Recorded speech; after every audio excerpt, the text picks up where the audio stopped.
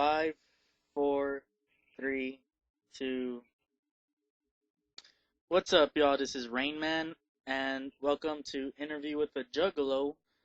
And my special guest at this time needs no introduction, but what the hey?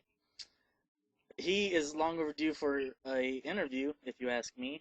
And his name happens to be KreyzMckormik. How the hell are you, Crazy? Oh, dude, I am doing all right. I'm showing up in this bitch. I thought so. Otherwise, we wouldn't be having this interview. Anywho, so Mr. Crazy, are you ready for this moon glorious interview of yours? Oh, hell yeah, dude. This is one that's been long awaited, I assume as much. Oh yes, really go long. ahead and get this thing down. Hell yeah, long awaited and way overdue. So before I go on, I will say this: this is your interview. Answer however you want, and answer any questions you would like, and answer any questions truthfully, and most of all, just have fun. All right? So, dude, Alrighty. So, uh, first question: what made you want to YouTube? Like, what made you want to go on the computer, start making videos and shit like that? the first time I was actually introduced to YouTube was about almost 5 years ago. I was working at a place called Cash in Advance. I was a teller there, doing advanced payday loans. Mm-hmm. And a buddy of mine, like during the off time or something like that, he was my manager, and he ended up showing me some of the things that go on fucking YouTube. So like during a weekend or something like that where I had to work, I was by myself. I would go on his computer that he had in his office, and I would go on YouTube and I type in the word Juggalo just to see what people had going on in the realm of the Juggalo community. I wasn't even sure if there was a Juggalo community on YouTube, and lo and behold, there was. I saw a couple of videos, from people like the Boy Blue, Elliot 419, people that some of the bigger name people now that were around at that time. Mm-hmm. So I'd see what they were, doing, stuff like that. And it was almost as if, like Juggalos, to me it was like Juggalos and the internet and, being able to be creative, doing shit of that nature. It seemed as if there was something that clicked. But then as I started getting more and more delved into the YouTube shit, that's when I started noticing haters, and this was around December of 2007, 2008. It was about 2008 that I started witnessing this shit. So I'm like, all right, fuck it. Create an account. I put it up. I created my KreyzMckormik account, and I made my introductory video talking about what I wanted to do. Which originally what I was thinking about doing is making karaoke videos, where I was, this was before YouTube was syndicated with Google. Mm-hmm. And before monetizing and partnership and all of that shit, I was just like, that's what I wanted to do, was to just do karaoke. Because in the karaoke box, I also DJ'd that shit for the last 7 years, on and off, hosting karaoke shows here and there. But I like to, I like music and shit like that, not just psychopathic related and wicked shit, horrorcore material. I like 80s music, 90s music, all sorts of fucking music. I always had something I would sing, but I wanted to start recording them via phone and then start putting it on there. But the first thing that I started doing, I was just like, there was something that I had to get off my chest before I started getting into that, and that was to attack a motherfucker by the name of Guitar Love, which I was just like, what the fuck is wrong with you? Kind of had a continuous theme going where it looked like the old school shit. At the time, I had a laptop that I was getting through Rent-A-Center, making my videos that way. Well, at first it was karaoke shit, but then as time started getting into it, the karaoke shit just flung out the window.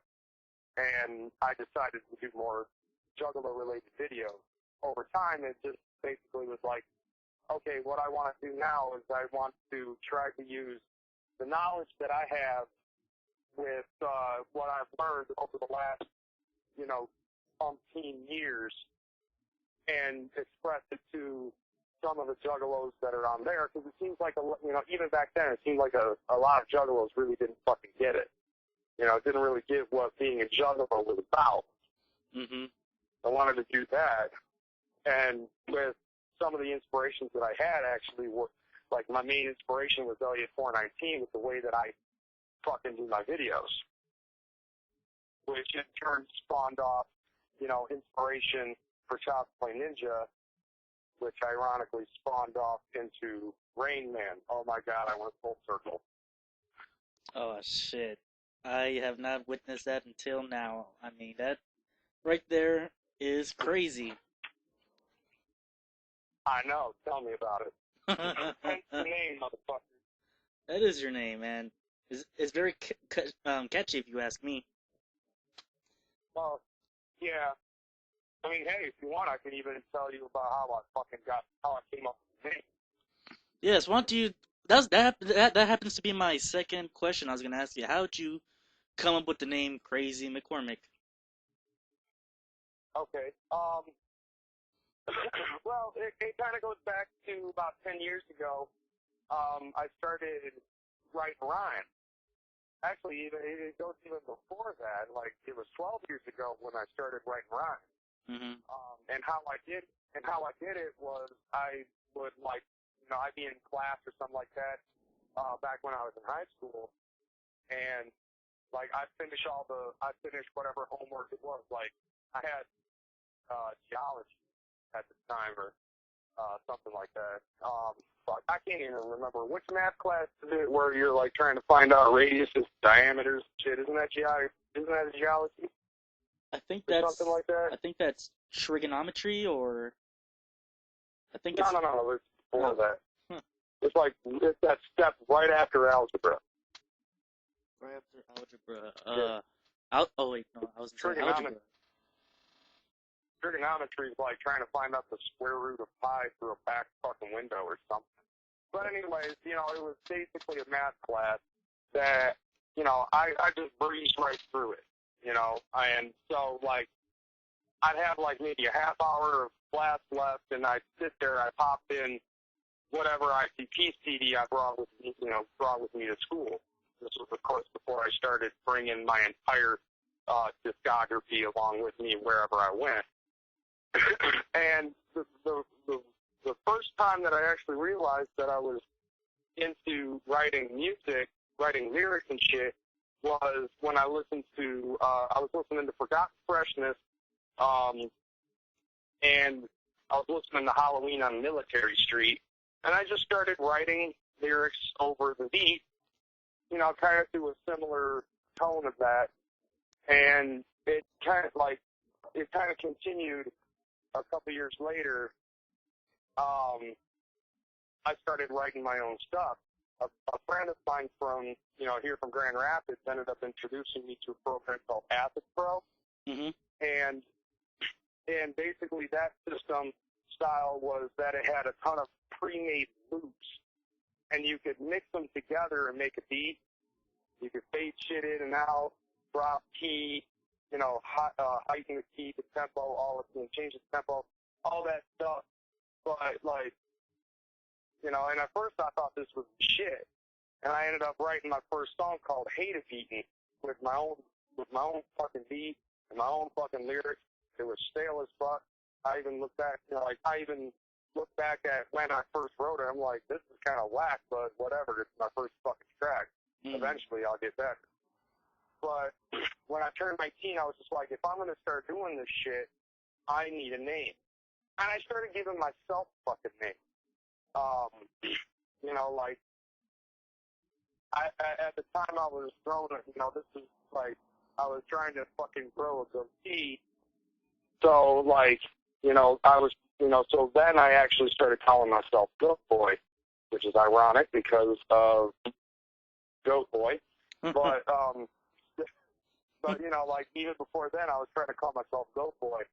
Also because at the time I was really into Jim Brewer and that whole fucking SNL Goat Boy skit. I would imitate him just like right off the cuff.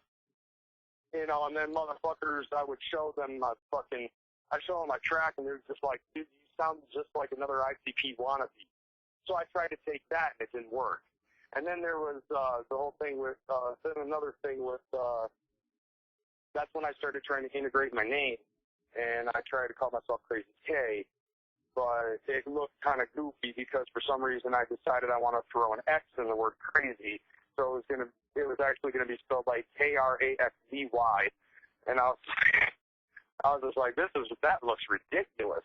Until a couple years later, I moved into a fucking duplex, like the top floor with like 5 other juggalos. And I was still, you know, I had upgraded to Acid Pro 3.0 and later on 5.0. But at the time of 3.0, that's when I started writing serious shit, and I started getting in, you know, I started actually writing different stuff. And I tried to do all different types of elements with the sound. And, like, I tried to make one track that was kind of like a disco track, or a couple of techno-style tracks, and still try to keep the lyricism with. It was all right, but, you know, like, I wrote shit that was, you know, I think I wrote shit that was kind of similar to SKR. Yeah. So I'd show it to my roommates, and my roommates were like, motherfucker, you are crazy. And I was just like, well, goddamn, don't that just fit? I am crazy. But then it just didn't sound like it was enough. But, you know, like, it was like, it didn't sound like it was fucking enough. So I wanted to add, like, I wanted to make it so it was, like, kind of like an alternate persona-ish type thing, where it was, like, first name, last name, you know, KreyzMckormik. And I found McCormick basically because of South Park. Kenny McCormick is actually my favorite character on South Park. And it really helped into the fact that, you know, at the time that I was coming up with this name, I was starting to discover my Irish root. Mm-hmm. You know, like my father is Black Irish, and that's where I get my last name, Reynolds. You know, Reynolds is not only an Irish last name, but it's also an English last name. But, like, since my father takes that name, you know, he's got Irish background, mm-hmm. I'm like, fuck it, hell yeah, I'm down with that. I'm down with being Irish. Because my mom's maiden name is Lahane, which is German for Delahan, which translated in English is the hated one. I think that there's some sort of a fucking notion here that just made it so I was built to be a fucking juggalo just based on that. And I'm a quarter German, but, you know, fuck Nazis and, you know, fuck the, you know, all that shit. So I was just like, I tend more to my Irish roots than I do my German roots. Now, the spelling of it actually, you know, but the spelling of it also, I integrated it from how I spelled crazy came from my brother. My brother at the time that I was doing all of this, he was in jail for second-degree murder. And every once in a while, like, I checked the Michigan OTIS file because I wasn't sure as to, you know, how long he was going to be in. I always forgot what his max stay was, and I was looking through all his information.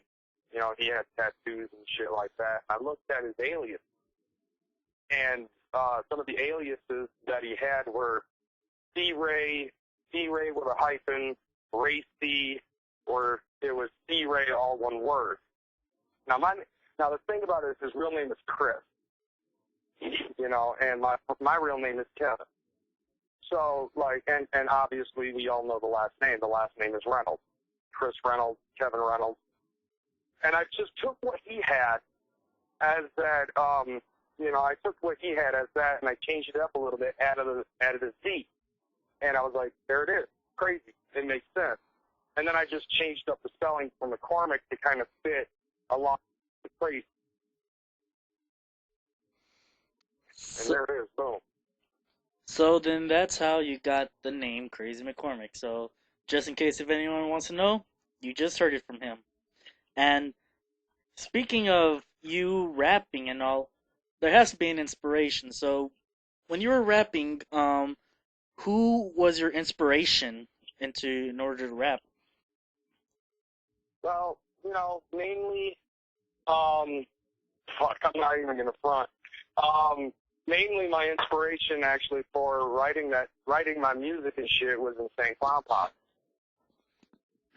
Well, like over the years, I listened to various types of music. Like when I first started getting into actually listening to music on my own, I was about 10 years old. Green Day had just come out with their Dookie album. Mm-hmm. And I was very big into listening to that, listening to Pearl Jam.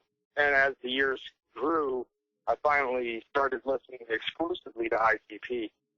But over the years, since I think about 1999, I started trying to expand my horizons. I started listening to other things, keep my mind open to other avenues. I would just say, like at first I would say, it was strictly ICP, but over the years, writing music was just basically to write music. But I've always been a fan of horrorcore. I've always been a fan of horror movies and, slasher flicks, blood and guts, stuff like that. And not to mention trying to throw in, instances of what happened with me in the past. Like when I was 4 years old, I tried to set my house on fire. Just because I was the only white kid on my neighborhood, everybody hated me. I hated them. I hated that neighborhood. I blamed the neighborhood for that, and I wanted out. So I tried to, and I figured all of this out at the age of 4. What the fuck? So I tried to set my house on fire. And later on, I ended up using that as an inspiration to write a song called Pyro. Oh, damn. But, but I never the only unfortunate thing is really, over the course of the years, I wrote a whole fucking album, 12, 13 tracks back in 2006. And over the years, my masters got fucking lost. My DAT got fucking scratched up and destroyed. So I have nothing from the past, and I had to fucking start fresh. Damn. Which is, it's unfortunate, but it's what happens. Damn, well, that's sad to hear. Now, this wouldn't be interview with a juggalo if you weren't a juggalo. So tell us, how did you get down with the clown? What can you remember? What do you want to share? Oh, dude, my life's an open book. I'll share anything you ask. So I'll give you the whole fucking 9 yards. When I first listened to Insane Clown Posse was back in 1995 when Riddlebox first came out. And how that came about was basically through a friend or pseudo-friend, I don't know which one you would consider him, but he actually got me into listening to it. I'll give you a little bit of a background about that, though. Mm-hmm. All throughout elementary school, you know how everybody has that one motherfucker that everybody just makes fun of because they can? Oh, yeah. I was that motherfucker. First grade, I fucking pimped in wearing short shorts and, pro wings, a fucking Cookie Monster shirt, and I had those socks that rolled all the way up to the fucking knees with the 2 stripes on the top. Wow. Yeah, that's right. I rocked them bitches out like I was a fucking pimp.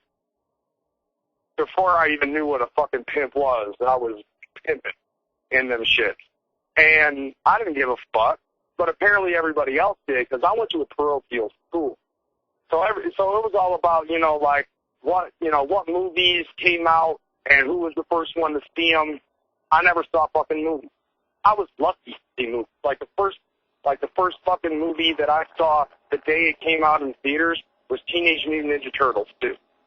Ah, damn. Good movie. You know, and everybody would be talking about Ace Ventura and The Mask and, you know, like all of these movies, like they'd come out and I'd just be like, I only saw it on TV.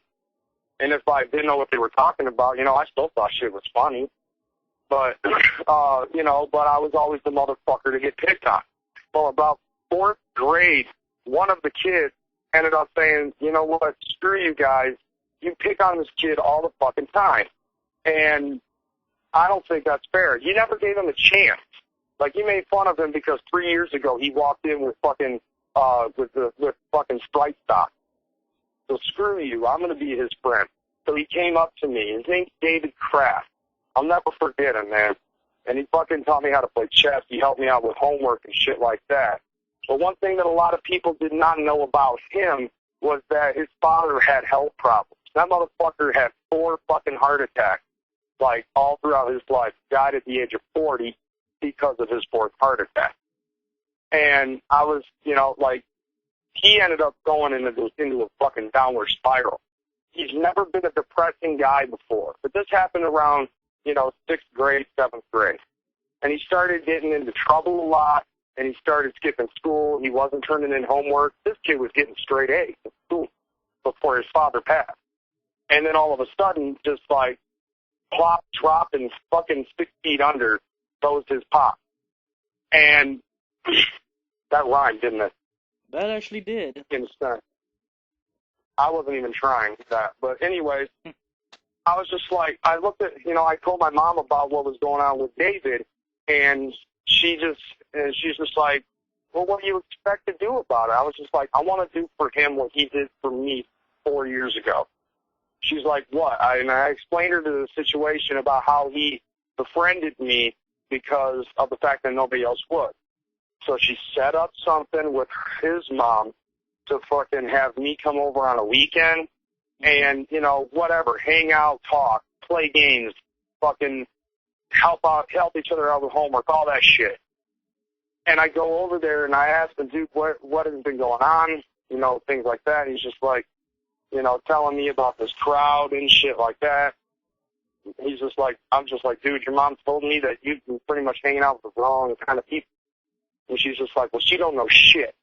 Like, I'm 12, and this is the first time I ever heard somebody my age say shit. You know, he was just like, yeah, my mom don't know shit. I was just like, well, you know what? Fuck it. Let's just try to calm down, and we'll chill. We started playing the video game for the PS1 called Too Extreme. And, you know, he leaves, and he puts the game on pause, and he leaves. He says he's got to go to the bathroom. He comes back with a fucking tape player and a fucking tape. And it starts playing, and I'm like, what is this? He's just like, this is Insane Clown Posse. This is the only thing that's really been keeping my mind off of all the bullshit that's been going on. And so I'm like, okay, well, you know, like, I'm a big fan of video games. Like, I'm the type of motherfucker that'll play Mega Man 4 on a black and white screen and be able to fucking survive. You know, that's my willpower. I'm the only person on this planet, I think, that can go through an entire Netmaster song and be fine with it without having to stab somebody. Unlike my fucking roommate. He tried to fucking kill me just because I played ho-ho-ho. But anyways, he starts playing Insane Clown Posse, and being a big gamer and stuff like that, I was just, you know, the music was kind of tuned out until Dead Body Man came, you know, and started playing. And then that's when the fucking music started kicking in, and I was listening to the lyrics, and I was just laughing my ass off. I laughed my ass off. Dude, I fucking laughed so hard, I was crying. Like, I was rolling on the floor laughing so hard I was crying. Literally. And I was just like, dude, you've got to get me a copy of this. And he's like, I will, man, I will. Although I can't give it to you right now because my mom's going to come home any minute. And she don't know that I'm listening to this. I'm like, all right, cool. And I didn't let my mom know about the music that I was listening to. And, you know, like about 3 months later, a fucking tape comes in, the blank tape, doesn't say what's on it, but it says it's from David Kraft. Comes in through the mail. And at this point, really, I totally forgot what the fuck happened beforehand until that tape came in, and it just came with a little letter. If you're going to listen to this, listen to it quietly. Listen to it when your parents aren't home. Signed, David. And so I did, and I was just like, yes. And I kept that tape. I don't have it anymore. I actually threw the tape away after I got Riddlebox on CD. And I kept it, and 2 years later I met somebody else in high school by the name of CJ Neshkwe.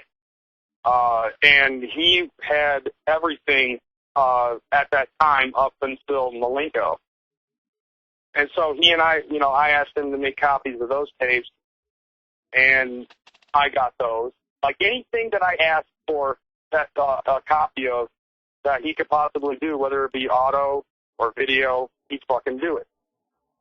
And so, like, I kind of took advantage of that motherfucker, but in return, I'd be playing basketball and shit like that with him. He was also the first person that I actually wrestled. I lost that match, but well, that's what happens when you get DDT'd on concrete. But I would say that's basically the first time that I ever listened to Insane Clown Posse, and then over the years, I ended up moving to Grand Rapids, where I was first introduced to the internet, and that's all I ever fucking did. I'm supposed to be doing homework. I'm doing Mama.com searches on fucking ICP or Yahoo searches or whatever, anything that I could find. ICP, Insane Clown Posse, Juggalo, Psychopathic Records, anything that I could find. Even if I'm supposed to be doing homework. I got banned from fucking computers for one of my high school classes because of that shit. Wow. Huh. So. But yeah, that's when I found out what a juggalo was and shit like that. And I adhered to that. I was just like, dude, seriously, the first time I ever listened to Insane Clown Posse was in 1995. I think then and there, like, just because of the reaction that I had with Dead Body Man, I honestly say that's when I became a juggalo. Damn. So, like, let's just say if you never met your friend David, do you think you would have been introduced to ICP later at a time by your friend from high school? DJ? Yeah. More than likely I would have. As we all know, a vast majority of juggalos have common interests. That's why we're able to relate with each other. And CJ has that music and stuff like that. Like, I've always been a fan of music. Mm-hmm. And, before I, adhered to the underground, obviously, I was into some mainstream music. My cousin Michelle is actually the one who taught me. She's the one who got me into listening to Green Day in the first place, because she used to be a big Green Day mark before they fucking sold out to turn gay. Like when Dookie came out, she was all about it. She showed my cousin, her brother, my cousin Pete, and she showed me Green Day. Hell, dude, she babysat me the year that at the New Year's Eve party. All we did was we just sat there and watched MTV for like the 100 music videos of the year, the top 100 music videos of the year, and number one ended up being Basket Case by Green Day. And she flipped the fuck out because of that shit. She gave me a copy of Green Day Dookie on a tape, and gave me a Walkman so I could listen to it. And at first, she comes back to me a month later, and she's just like, "What do you think of the album?" I was just like, "I like this one, this one, this one, and this one." And she's just like, "Those are all the ones that are played on the radio." I'm like, "They are?" She's like, "Yeah, dude, don't adhere yourself to fucking listen to what's on the radio. Have your own goddamn mind. And, because you ought to listen to some of the other ones, like Fuck Off and Die, or Immediate Sleepest, or hell, even the fucking secret track, All By Myself. listen to those tracks and, you know, really listen to the lyrics and, you know, see what you get from those. And I did it. And, you know, like, that honestly got me to learn to be a little bit more open-minded about what I listen to, rather than just listening to how well everything blends together or whatever's being played on the radio. Yeah. Well, now that we got that out of the way, now, and before we get off to the whole YouTube subjects that I want to talk about, this is part of YouTube. If you want, tell us at least 3 people that you like on what you call YouTube, and then after that, what are the 3 people that you don't like, you know, whether their videos suck or you just don't like them or anything like that, you know? Okay, the top 3 people that I know from YouTube, Mhm. like who I like and who I dislike. Yeah. Okay, well, I mean, first, like, I'll honestly have to say, first and foremost right now, like, at this moment in time, the 3 top people that I like, so number 1 is obviously going to be Child's Play Ninja. Mhm. That's my boy. You know, he's my boy, he's a friend, he's my brother. You know, he's my go-to guy. Even when I'm not trying to fucking go to him, I'll go to him and talk shit. You know? Me and Child's Play Ninja had that common bond ever since I first responded to his video talking about Resident Evil 5 eating crackers. Let's see, a second person. I'm not doing like top 3, but I'm just gonna jump around the list a little bit. Okay. The second person that I like from YouTube, in all honesty, would have to be Big Irish Juggalo. Oh yeah. I mean, Big Irish Juggalo and I, you know, like we have some sort of a weird kinship, I would say. Like at first, it's because obviously we're both Irish. And I guess the friendship started coming out of there. But he also has such mad family love and undying fucking will for the Juggalo community. Mhm. Yeah, and I respect that wholeheartedly. Oh yeah, no doubt about it. Yeah, I don't talk to him all that much, but you know, like I mainly stay. You know, I usually like not to offend him or anything like that, and I highly doubt that I ever could. But you know, like because of his job, which I'm not going to fucking say, you know, because of his job and stuff like that, he works mad hours, and plus combine that with the difference in time zone, I just don't find the time to fucking call him.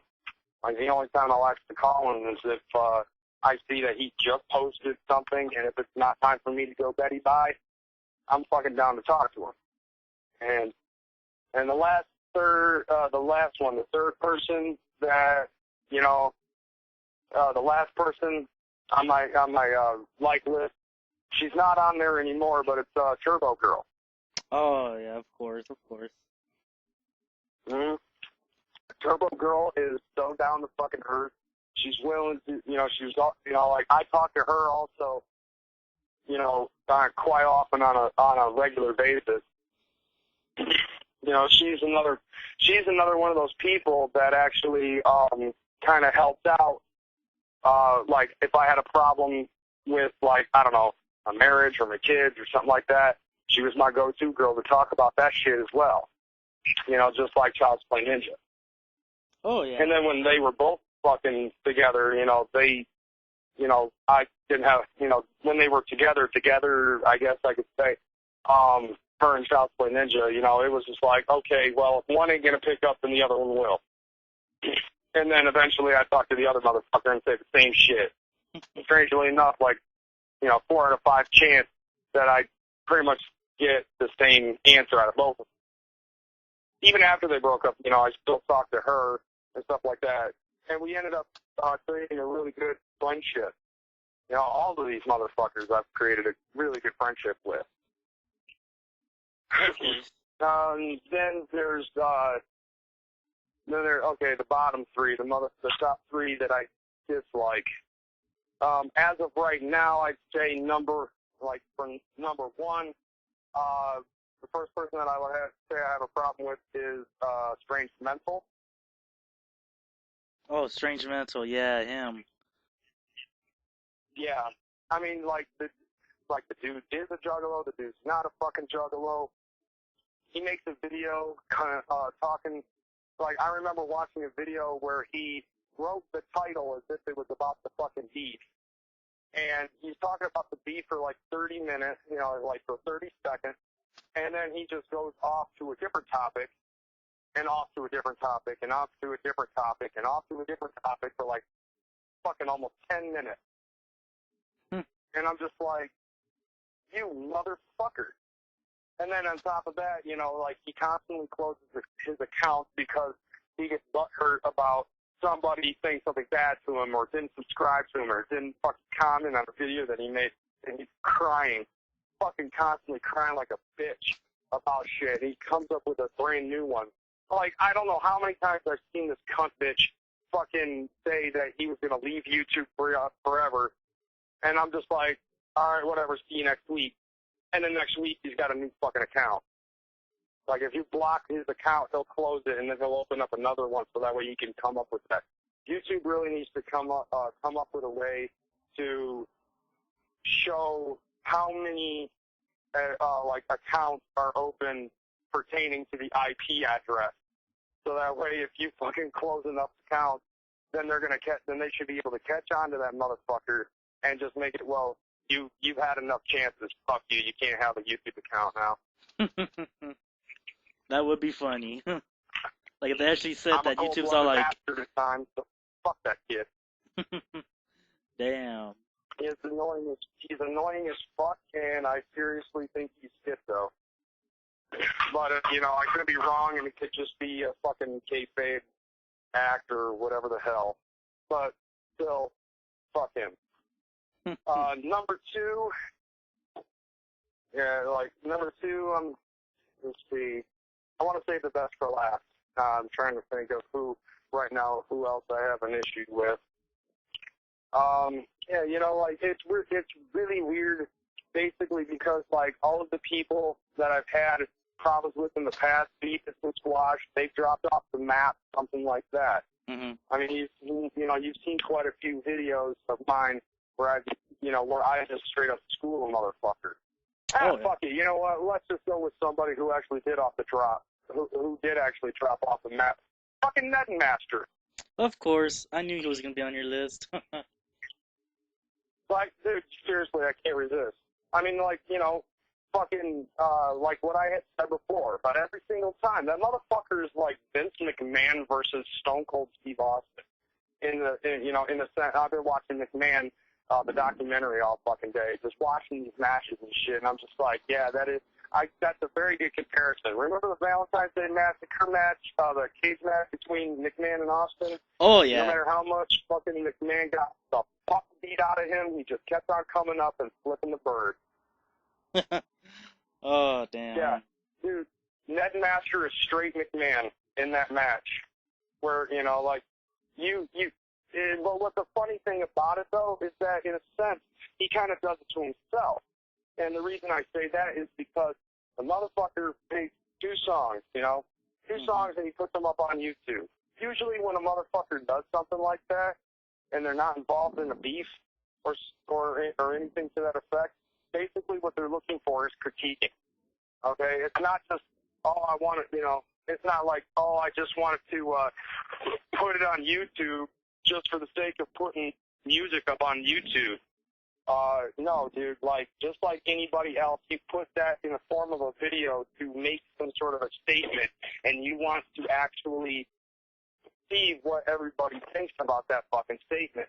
And the only people that are actually going to say that it's good are the people that are fucking sucking your cock. I'm not that type of person. I'm the type of person that's going to tell it like it is. Mm-hmm. And these songs were fucking horrible. And this is coming from somebody who actually started off and knew that the shit that you do is fucking horrible right off the jump. But this motherfucker has it in his head that he's like the next fucking Nelly or whatever the fuck, you know?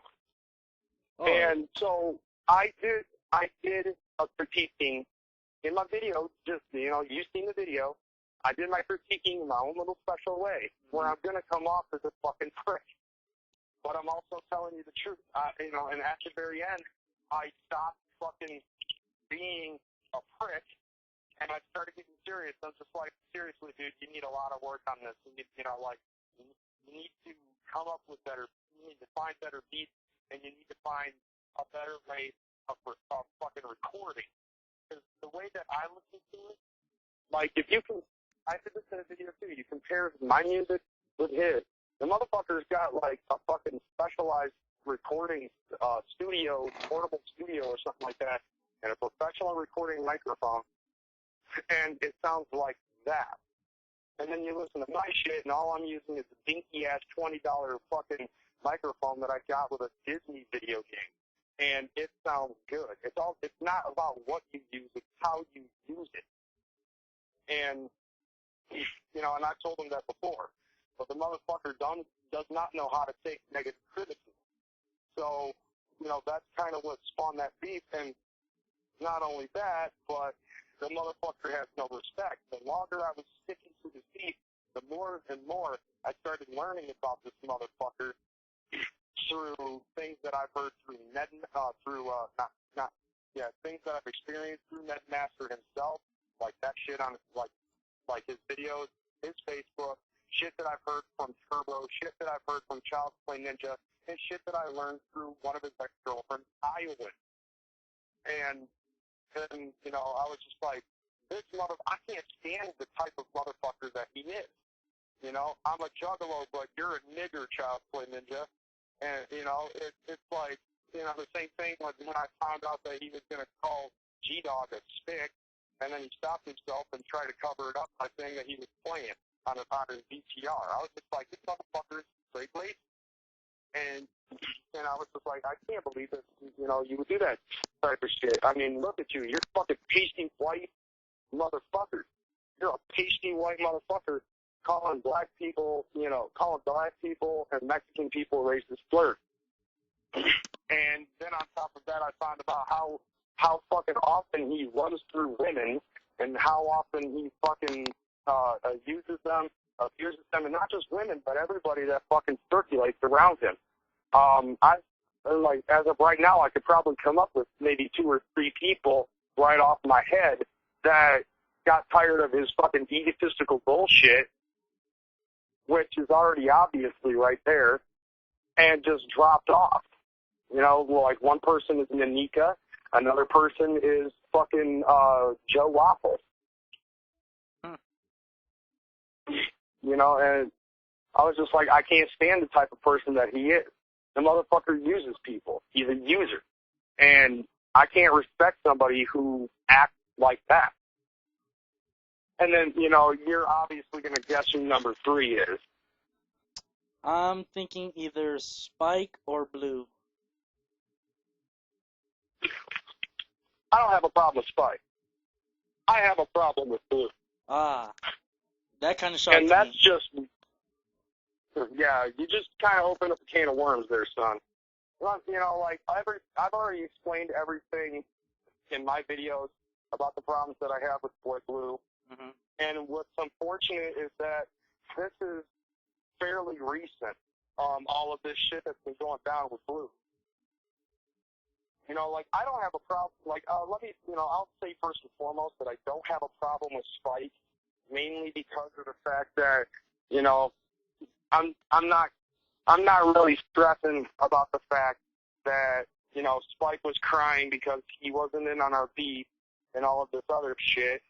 You know, I explained to him personally why he wasn't a part of it, because I knew that if, you know, like, the whole thing was that we wanted people that we could 100% trust that wouldn't expose shit like when, like, originally, I believe CPN ended up saying this in his interview, that, you know, Nedmaster fucked up the original fake beat between him and White Boy over the whole, you know, it's all about ICP thing.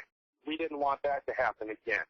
And and then there was the whole thing with my Occupy Bill Wagner crew thing, and Two Scare ended up exposing that. And we were just like, okay, we had to be very, very sure that who we picked weren't going to be snitches.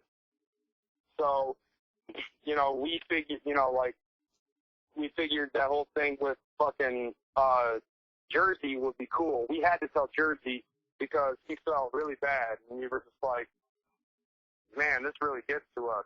So, we told Jersey, and we told him not to tell anybody, and he ended up accidentally getting high and forgot about it, I guess, and fucking told Miss Juggalette, told Heather, and I could understand in a sense because him and Heather are those that close of friends, kind of like how me and Child Play Ninja are. So, that kind of be like, dude, I got something I got to tell you, but you promise that you can't tell anybody else. And then you kind of fuck up the whole deal. But then Spike finds out after the beef is dropped, and he starts crying. I can't hate a motherfucker over that. I'll just absolutely fucking point and laugh hysterically at the stupidity of how he's acting and trying to placate that he's losing his mind and shit like that. I watch enough fucking wrestling to know that there is a major difference between Vincent Kennedy McMahon and Mr. McMahon, just like how there's going to be a difference between Spike Lar and Spike Lar on YouTube. I was just like, dude, you're so full of shit. It's fucking sad, but it's funny at the same time. Now, as for Blue, though, I can't stand that motherfucker anymore. And the reason being is because 2 years ago when we went partner, everything about him fucking changed and he became very egotistical. Mm-hmm. And I kept my mouth shut about it for the longest fucking time. That was the unfortunate thing. I should have fucking said soon. I feel that I should have just been on YouTube and straight up just said, fuck what you're doing, dude. Stop trying, stop trying to fucking do shit the wrong way. Like, I may not be partner, but I'm not partner, but the only reason why I'm not partner is because I don't choose to sell my soul. I keep myself, I'm a bigger fan of respect and, over power. Because, dude, seriously, in my view, it's like, I know how to run, if I was partner right now, I'd know exactly what I need to do in order to keep my fucking partnership up and running, and if not, grow over time. Partnership, or in my case, monetization, will come eventually because of the popularity due to what you're fucking doing. The reason why Blue became partner in the first place was because he was, quote-unquote, pouring himself out, and he was also making those music, those CD reviews, and I personally feel that a lot of it actually went towards his fucking kids. But at the same time, I guess you could kind of say that he was just using his kids, but not using his kids at the same time, you know what I mean? His kids were pretty much there because he was a stay-at-home dad. And that's not, and in all honesty, me and Blue got a kinship out of that because I was the stay-at-home dad at the time. He was a stay-at-home dad. We both had PSN access at the time, so we would talk up on there. Eventually, we got phone number exchanges, email exchanges, Google Talk, all that shit. So, no matter what we were doing in one way, shape, or form, he and I could always communicate. And we talk about our kids, or we talk about Juggalo shit. And then he went fucking partner. And I continue to talk like how I am to you, or to him, or to anybody else. And you could just tell shit was changed. He was just like, oh yeah. He had that aura in him where he was just like, oh yeah, motherfucker, I made it. I'm the boy Blue, bitch. And then it just got worse from there on out, at first it started off with, now that I'm partner, I'm going to get a ton of motherfuckers to do, to ask me for shout-out videos, so that way my 5,000 subscribers will get those, might be able to see that shit and start doing that, start going over to their place, and then the whole, and so, I can't just make videos, if I do all these shout-out videos for free, then all it's just going to be is me doing shout-out videos. So what I decided to do instead was to make them pay me for shout-outs. And I was like, well, that's kind of fucking stupid. He's just like, for who, me or them? And all I had to say was, I don't know, it just doesn't feel right. It just doesn't seem like it's something that I would do. He's just like, but I'm not you. I was just like, all right, do your thing, whatever. And then after, so it became like the $1.50 shout-outs, and then it grew to $2 because he was still getting too many motherfuckers to go up there, and then it became $3, and finally he was at a spot where he was actually quite comfortable with the amount of people coming in and asking for shout-outs and willing to pay. I look at it now and I'm just like, he's stupid because nobody watches shout-out videos. After I don't know how many fucking videos that he's done where they were all getting shout-outs and shit like that, he was barely getting 100 views within a week, out of those specific videos. But at the same time, those motherfuckers that paid for those shout-outs, lost $3. That's $3 that could have gone to something, I don't know, important. It's stupid of them to shell out $3 to get 17 people to, watch that shit and then be lucky enough that they subscribe to that account. Mm-hmm. And that I started having a problem with that. Then his content started changing, and then it got to a point where it was his personal life was fucking changing and everything. It just seemed as if to me, over the last 2 years, YouTube and his boy blue persona has honestly taken full control over his actions and what he does. And then it gets to a point where where people are telling him, dude, you're 29 years old, you're 28 years old, go out and fucking make something of yourself. And all he would say is, I don't need to because YouTube is my job. YouTube is what I do. YouTube ain't your fucking job, motherfucker. YouTube is a hobby that you just so happen to fucking be good at and get paid for. At least, on average, $100, $125 a month, depending on the time that you said that to him. So, he always had excuses. And I think that's when people started catching on. And he started getting less and less and less fucking views out of any video that he made. And then it continues on where he's doing certain things like reading behind the paint. I can understand in certain cases where it'd be somebody reading behind the paint. Like there's this one chick named Motolin Dorea or something to that effect. Cute girl.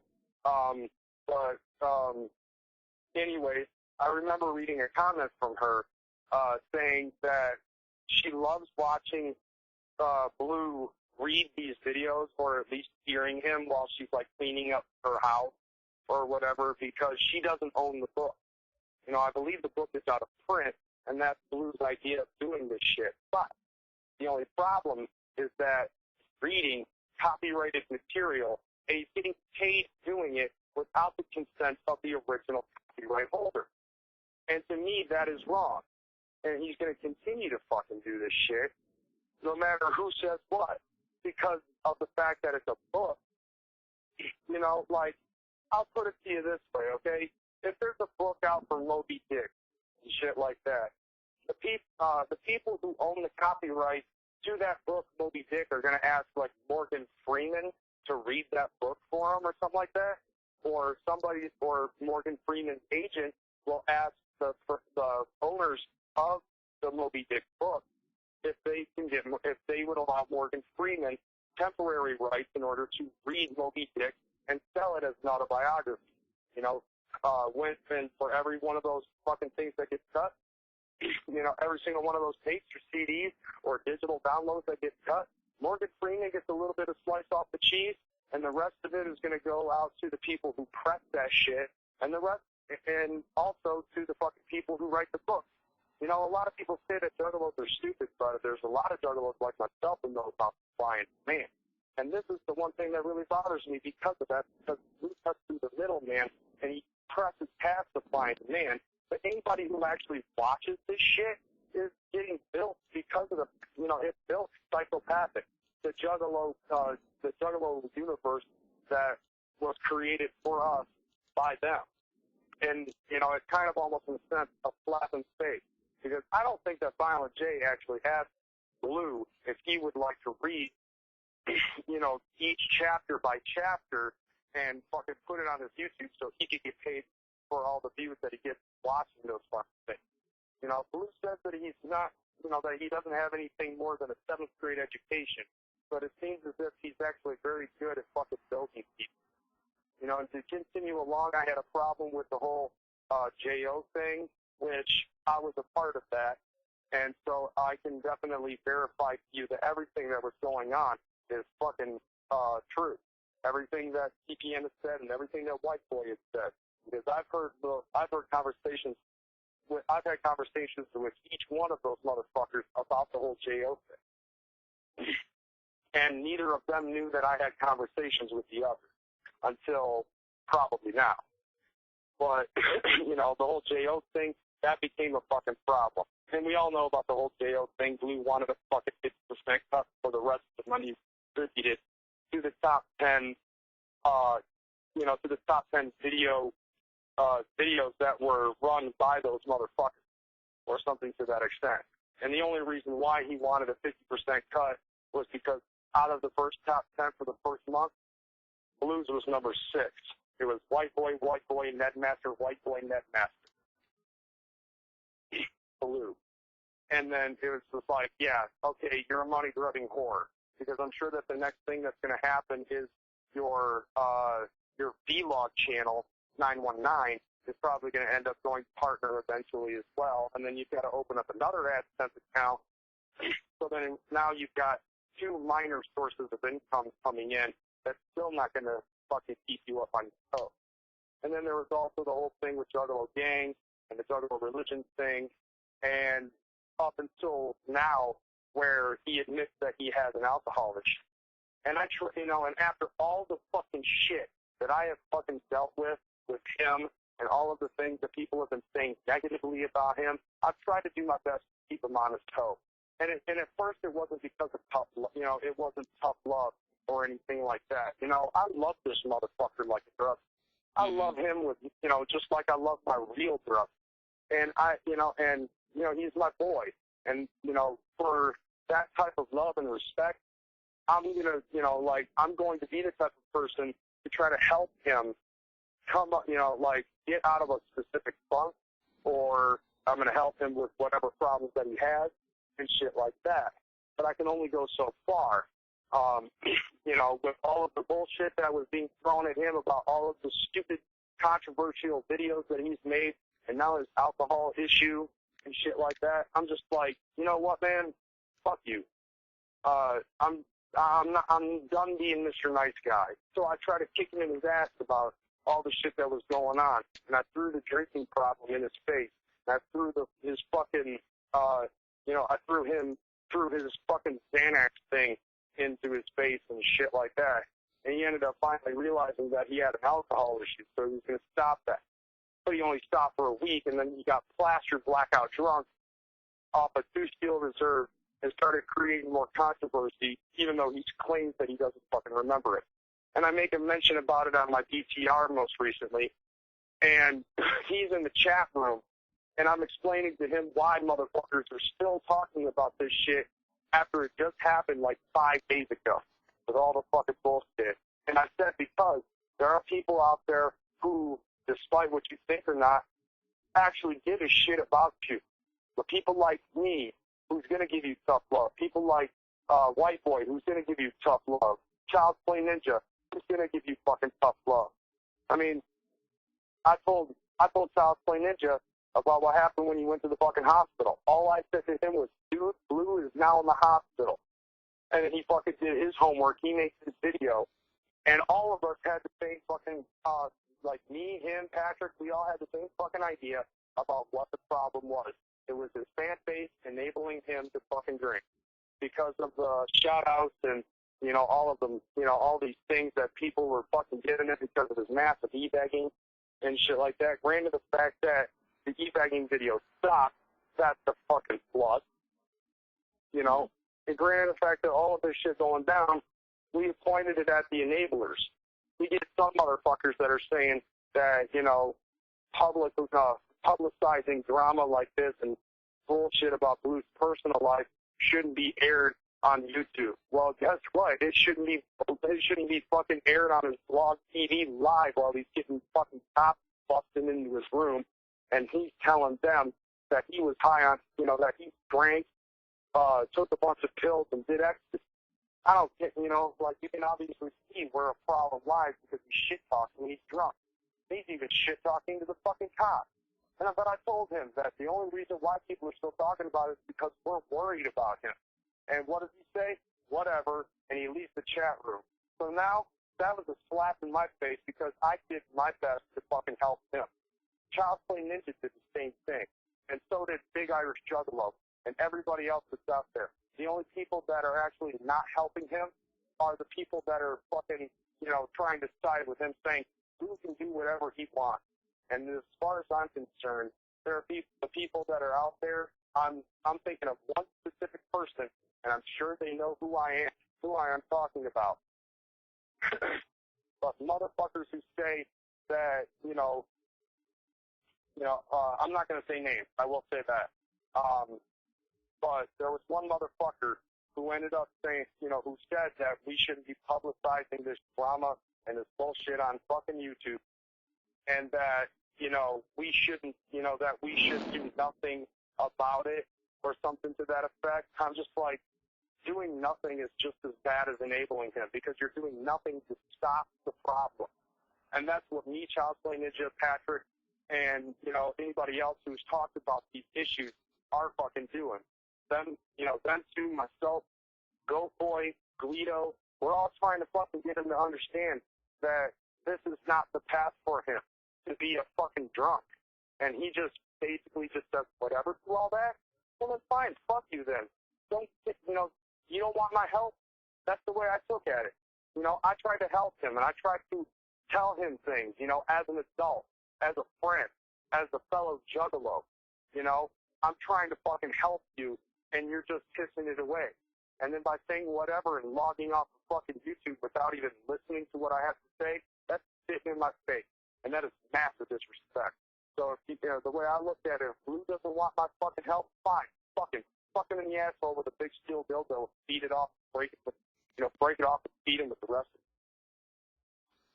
of it. Damn, I feel you there, man. And I mean, here's what I think. This is just me. I've studied Blue, and this is what I actually came up with.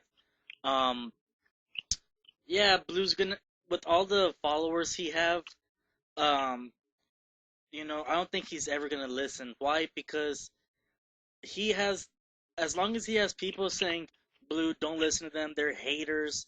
And that's one word that I'm starting to hate now, is the word haters. Because if you have a different opinion towards someone, you can be called a hater. You'll be known as a hater.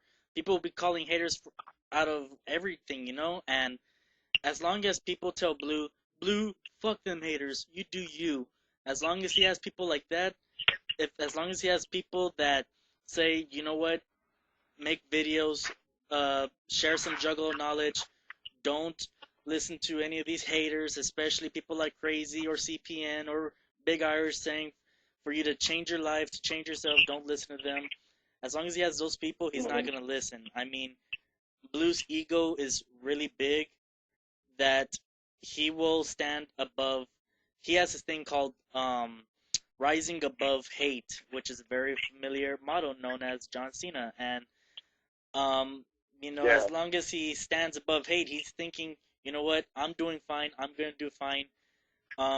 We have all these people talking negative towards me, then watch as I become something, and then they're going to be in my past. That's how I see it, And well, that actually brings up two things that I just thought of.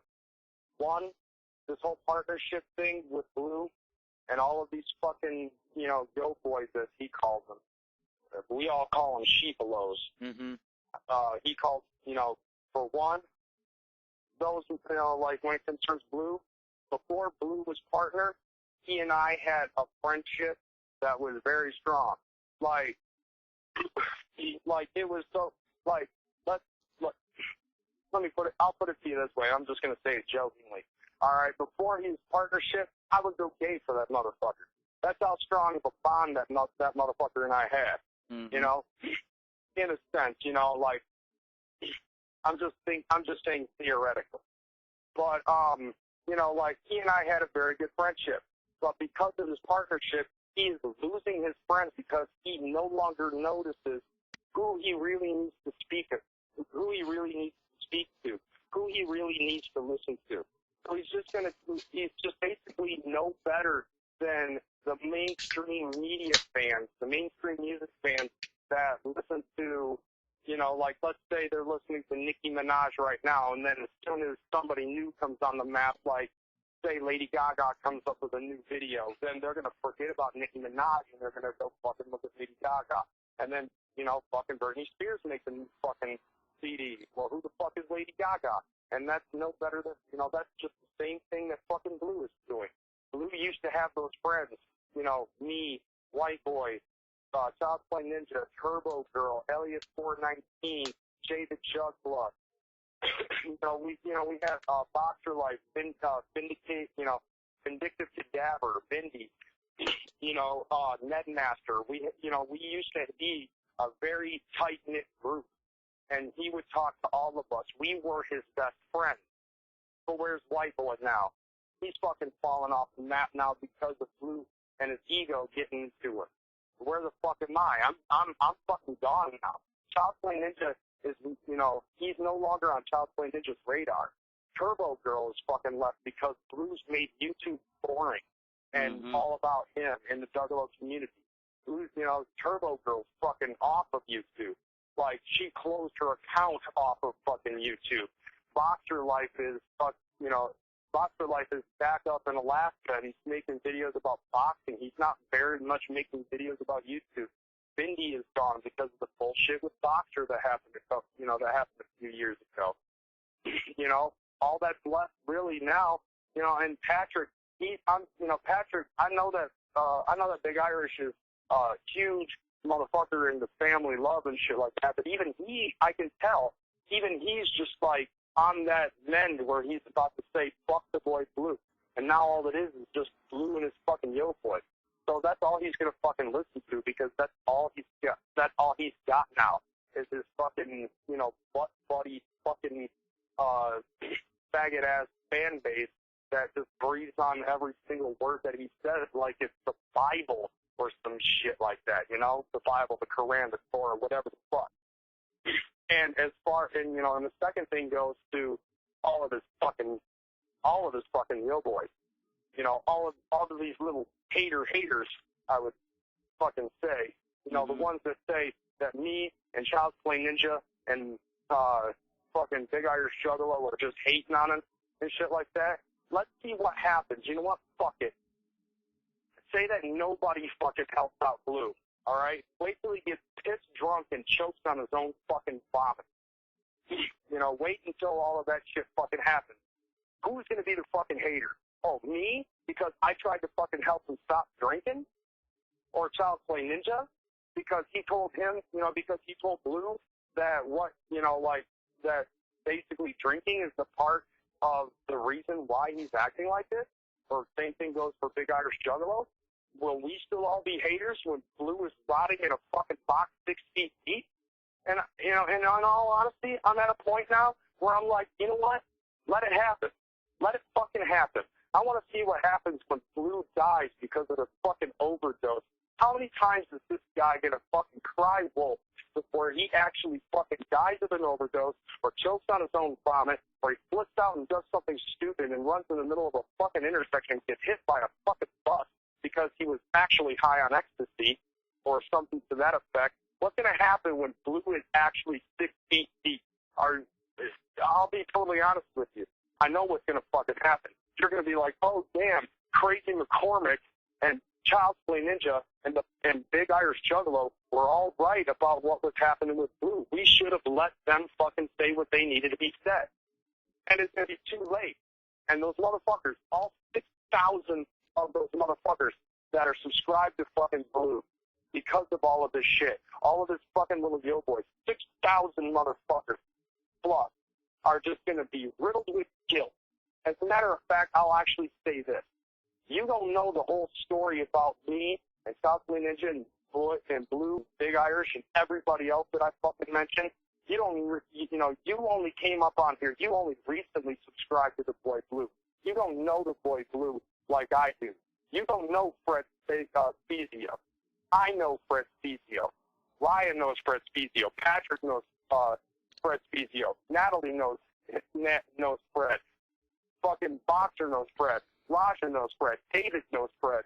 Everybody in my little tight-knit group that we all fucking created, this little clique of big-name juggalos, for lack of a better term, we all know Fred Spezio. You only know him as the Boy Blue. You don't know shit about Fred. And as far as I'm concerned, you don't know shit about how to actually help a motherfucker when in need. Actual need.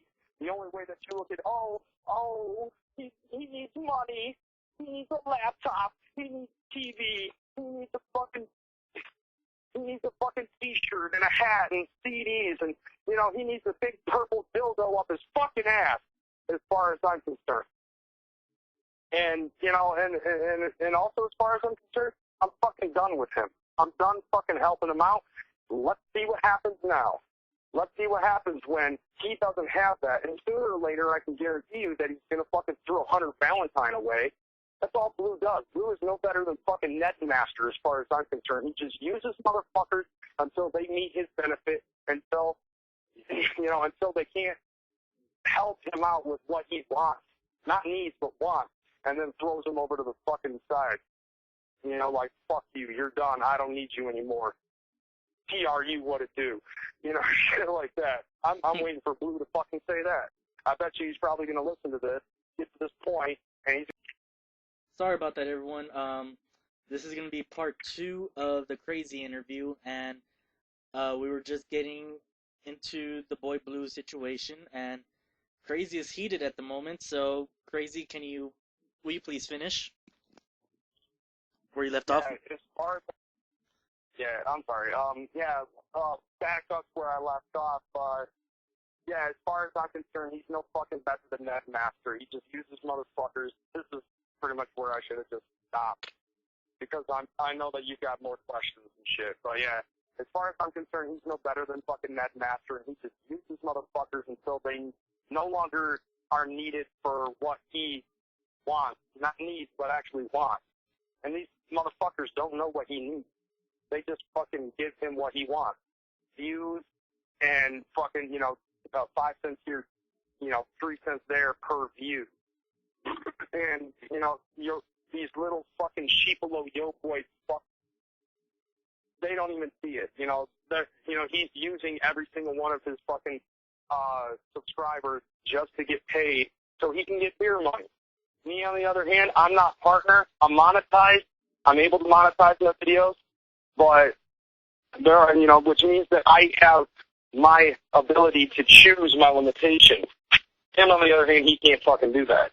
And, there are some videos that I have chosen not to monetize, even if there's no copyrighted material on there. Like the two videos that I think are probably the most popular that I have not monetized are True Lies, and the videos that I made about the Boy Blue, in concerns for his fucking alcohol addiction, and me trying to fucking help him out, and all of the problems that I have with Blue on my videos, those 2 videos are not monetized. I'm not getting paid a cent for those. And as far as I'm concerned, the fucking money that I get for monetization through AdSense don't mean shit to me. I'm more about fucking respect, and I'm more about fucking getting views. Just to get people to give me feedback. I don't give a fuck about how many views I get in order to get fucking money. I make my own money. I fucking have a job, an actual job. So, as far as I'm concerned, if Blue tries to fucking use that excuse for saying that his partnership on YouTube is his job, he can eat a dick. And seriously, like, I'm at that point now where I'm just like, fuck him, fuck off and die. And then see what happens to your fucking yo boys then. Maybe somebody ought to just knock you off that fucking high horse pedestal that you're on and fucking step up and actually be the new face of the Juggalo community. because there are a ton of more motherfuckers out there who are actually going to be a little bit more educational, informative, and entertaining than the boy Blue just going, yeah, this is the boy Blue. I'm just sitting here chilling. Wanted to tell you all about how I don't remember what happened last night because I was too drunk. So, yeah, that's it. And then that's the end of the video. And people are actually going to fucking watch that? No, people are going to watch me fucking screaming at the camera and flailing and fucking running around the fucking living room with my shirt over my head and screaming at the top of my lungs like a bitch, making fun of people. And, you know, doing shit that's entertaining and informative. Same thing with Child's Play Ninja. I don't know. Fuck it. I'm done. I'm like, I really need to calm down, so I'm going to stop talking about that bitch. Fuck him. It's all understood, and you know, it is really hard. You know, I mean, it's really hard to say who to get mad at. Should we get mad at the boy Blue or the people who are actually giving him shit? I mean, that's really a tough battle to fight. That's really something that's hard to choose. But I guess hopefully Blue will listen to this. Hopefully he will know what you are trying to say and what CPN, Big Irish, Guido, hell, even what's her face? Shit, I forgot her name. But yeah, most the gothic chick. Fuck no, fuck that. Oh wait, never mind. No, fuck no. At first I was thinking maybe that's what you're talking about, but she's along with the rest of the fucking yo boys, and she's retarded. Yep, that four-eyed, big-breasted bimbo.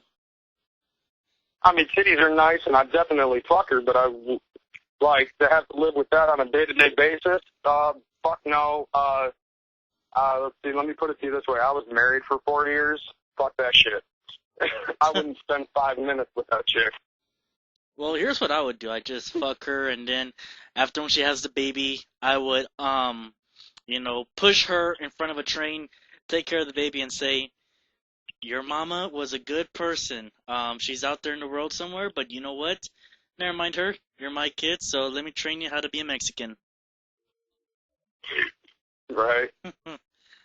Yeah, so with all this talk about Blue, I guess we knocked down the question I was going to ask you, which would be like 5 questions later. But on to the next question. So tell us about the days you had in the Juggalo Online era, which is the Juggalo Online, the Juggalos Online Entertainment, and then the JOR. I mean, tell us what you had liked about everything, and then how you made only one video on JOR, I believe, and then that was just it. I mean, tell us everything about it. Okay. Well, when Blue and Raya and David brought together Juggalos Online, they had told, like TPN and David had both told me about it. I don't know if Blue had. I honestly don't remember if Blue had brought that across from me either, as well. But basically, they told me that this was going to be a great avenue for the Juggalo community on YouTube. It was actually going to be one of these things that was going to bring everybody together, so that way everybody could fucking watch videos and stuff like that.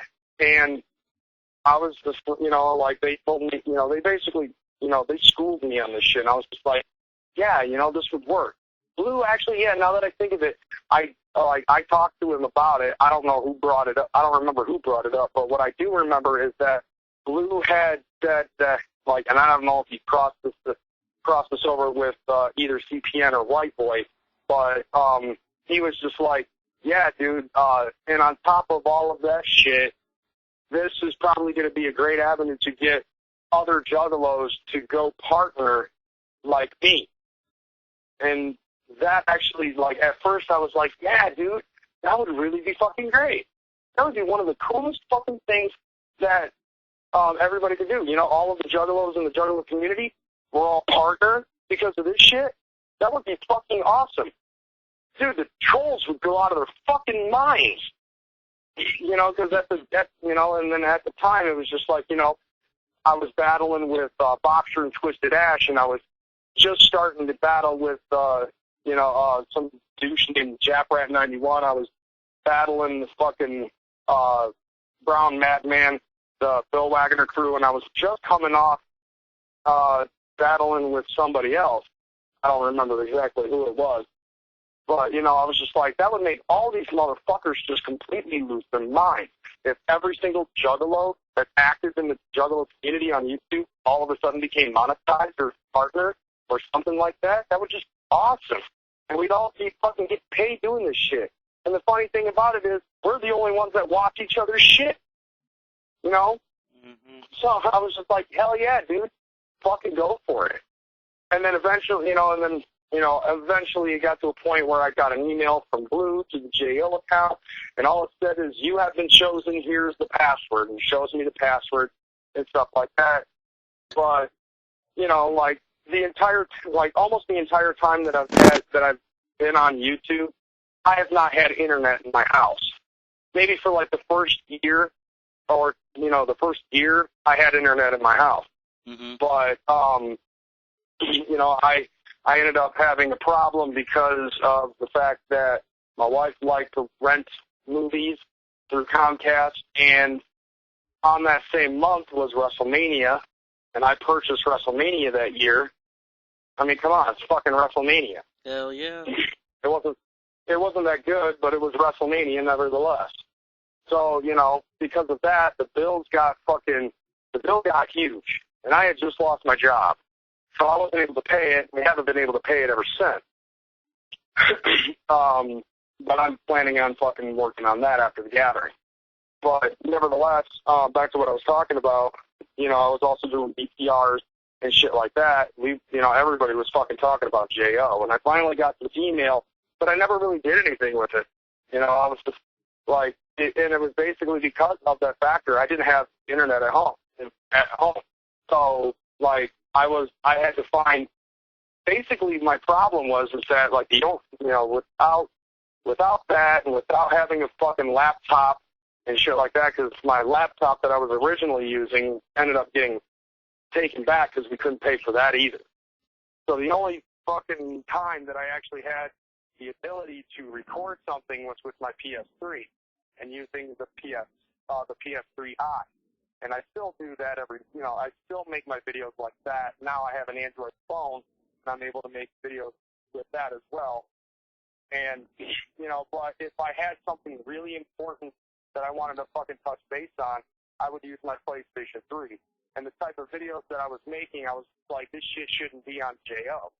You know, JO, I was always under the impression that JO, a supergroup channel like that, should have something that's going to be a little bit more informative and educating for the fucking Juggalo community. So that way, more people, you know, I've always had the belief that the Juggalo community needs to be educated, and the only people that can actually educate the Juggalo community are the OGs, the motherfuckers that are like, I don't know, I guess what these newbie kids can consider first deckers or something like that. I've always, you know, like, I consider myself like OG before, you know, like anybody, I'd say probably anybody that came out before Shangri-La or something to that effect. I mean, granted the fact that there are some OGs, I mean, like, there are some newbies that have an OG mentality, and some OGs still have that fucking newbie mentality. Mm-hmm. But nevertheless, JO was never really something that I fucking wanted to do. I don't think I ever made a fucking video for JO. Maybe like an introductory video, and that was it. But eventually, you know, like the whole thing with the Bill Wagner crew imitating Netmaster on Blues, Blog TV, fishing, you know, like, not even fishing. They just fucking straight got the password and closed down the account, which ended up birthing the new JO, which I believe was JOE. Mm-hmm. And, you know, and then, you know, whoever started JOE, I don't remember who exactly it was. I think it was Blue. And then Blue really just fucking didn't do anything with it. And, you know, and I didn't have anything to do with JOE, but I noticed that it was there, you know, and that ended up also spawning off Juggalo a Day and a couple of other collab channels. We even had JO2 for motherfuckers who complain about not being on JO. You know, like, you know, people like fucking Spike, you know, trying to say, well, there's no hierarchy system and all that other shit. Well, they're just like, well, fuck you then. Here, have JO2. And, you know, and that account got closed as well from what I've gathered. And JOE ended up fucking getting fished into, and that account was closed. And then JOR came by. I believe it was Jersey that ended up opening that one. Mm-hmm. And I made one fucking video, which is just an introductory video, and that was it. And the only reason why I didn't make any fucking videos eventually was just like, I just started thinking to myself, these are all fucking JO knockoffs.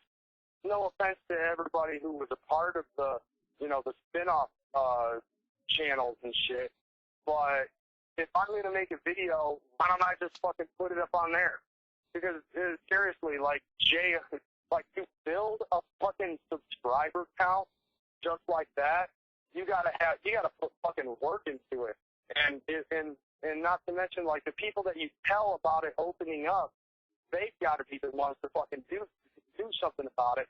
And then there are going to still be some juggalos that watch that video. Like, say, okay, JOR opens up and fucking Jersey asks Blue to fucking make a video about it. Blue makes a fucking video of it. And there's not really a whole lot of people that are watching this, you know, watching his shit because of the stupid controversy. And he, you know, and then, you know, he's only going to get like 100, 200, 300 people out of like 5,500 subscribers that actually watch that shit. And most of these motherfuckers are just going to have the same mentality as myself in a sense. And they're just going to be like, it's just another JO knockoff, and nothing's going to come of it. I might as well not even fucking go over there and subscribe to it. And not to mention, I believe that it would take probably about maybe 2 months of nonstop hard work, dedication, and elbow grease to fucking get that subscriber count to even surpass my own. Because at the time that JOR came about, I had just a little under 1,000 subscribers. So I was just like, fuck it. If I'm going to make a video, I'm just going to make it on my own fucking channel. Nothing against the other people that are on JOR or anything like that, but it just felt almost as if, like, you know, without knowing, they're just kind of using me and Big Irish and White Boy with our subscriber, you know, with our subscribers and stuff like that to try to bump up their own. And that's no better than fucking getting a shout out for free. You know, my intention of doing a shout out is not to get paid or not to fucking feel used or anything like that. My intention is you get my fucking attention and I will fucking spit your name out, whether it be good or bad. It's gonna fucking happen. That's your fucking shout out. So I only made the one video and I was just like, you know what, to hell with this. I'm just gonna stick to my own fucking channel. And I told Jers that, I believe. I took, you know, and so I was just like, take my shit off and, replace my spot with somebody else that could really fucking need it. I'll continue to support JOR as long as it exists. And, and by doing that, obviously, I mean, if I talk about JOR, then I'm going to, then that's the fucking way that I'm going to help them out. And eventually JOR got fucking shut down. And later on, I believe I was asked by Jers to be a part of Juggalo a Day, and I turned it down because of that same factor. I was just like, that's the reason why I didn't do anything on JOR. Because if I'm going to do a video, it might as well be on my own fucking channel. Nothing against anybody else, like I said. But, I've got my own fucking channel. I've got my own fucking subscribers. Not to mention, I'm assuming as much that anybody who's subscribed to any of these fucking collab channels are more than likely already going to be subscribed to mine. So what's the point? Might as well not even do it. Just, like the best thing, like my best thing is, okay, when JO first fucking started, let the motherfuckers on for like a month. And then, like all of the top people that are on there. Put them on JO for like a month. Me, White Boy, fucking Blue, DPN, Twisted Ash, Big Irish. Get all of those popular motherfuckers. I don't give a fuck who. Test Dummy, Test Dummy, Low, Killicoma, whoever that you want to put up on there. Put them on there for like a month. Build that subscriber count. And then after that, they have a month. And then start putting other motherfuckers on there who are less, who have a less amount. And let them put videos on there for like a month or something like that. So that way their subscriber count can beef up. Shit like that. But right now it's just like any of these collab channels to me just feel like it's just a fucking JO knockoff. And nothing against any of these people that are on these collab channels. But to me it's just like not worth my fucking time. I would rather watch them and see how, them on their channels and see how they provide the, the entertainment that way. The way I look at it, I was just like, it's all about hard work and dedication. And that's what I did. I worked very hard, I feel, for the last 4 years to earn the respect that I have and to earn the subscribers that I have for the last 4.5 years of being on YouTube. I've wanted, that's the standard that I set for myself, and I continue to set that standard for myself even to this very day. There are going to be some videos that I make where I'm just like, fuck it. If I lose a subscriber, I lose a subscriber. As a matter of fact, it's like that with almost every video. I've said, I don't know how many videos I've made on my own channel where I'm just like, if you don't like what I say, fuck it, unsubscribe to me. If you're getting tired of me talking about Boxer Life, unsubscribe to me. If you don't like what I say about Blue, fuck you, I don't need you. That type of shit. Don't subscribe to me because I'm a fucking juggalo. Subscribe to me because you have respect for me. That's what I fucking want. Like I said before when I was talking about Blue, partnership, something like that, to be able to fucking have an acceptance for partnership will eventually come. I'm not going to accept it because monetization gives me a little bit more freedom with what I can and cannot do. It gives me a little bit more time and a better chance for me to fucking make more creative videos and do the things that I want to do without having to worry about whether or not the company is going to fucking take it off because of copyright violation. Yeah, that's true. That's understandable.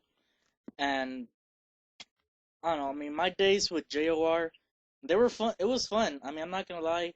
Making videos,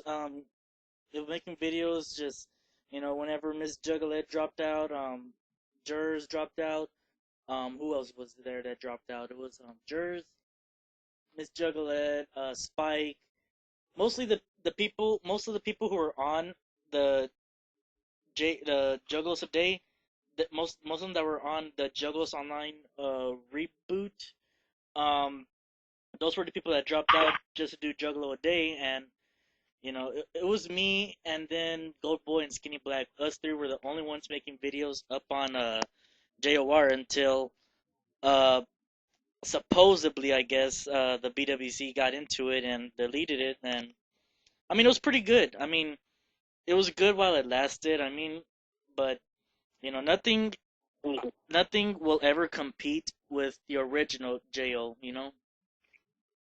I agree. Nothing will. That's why I said JOE, Juggalo A, JOR.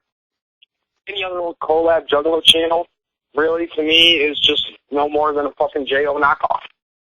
JO was something, JO, what we had when we were all part of it, it was honestly, it was like magic. It was almost like fucking going to the gathering and getting skins from a random chick and not waking up with a fucking disease.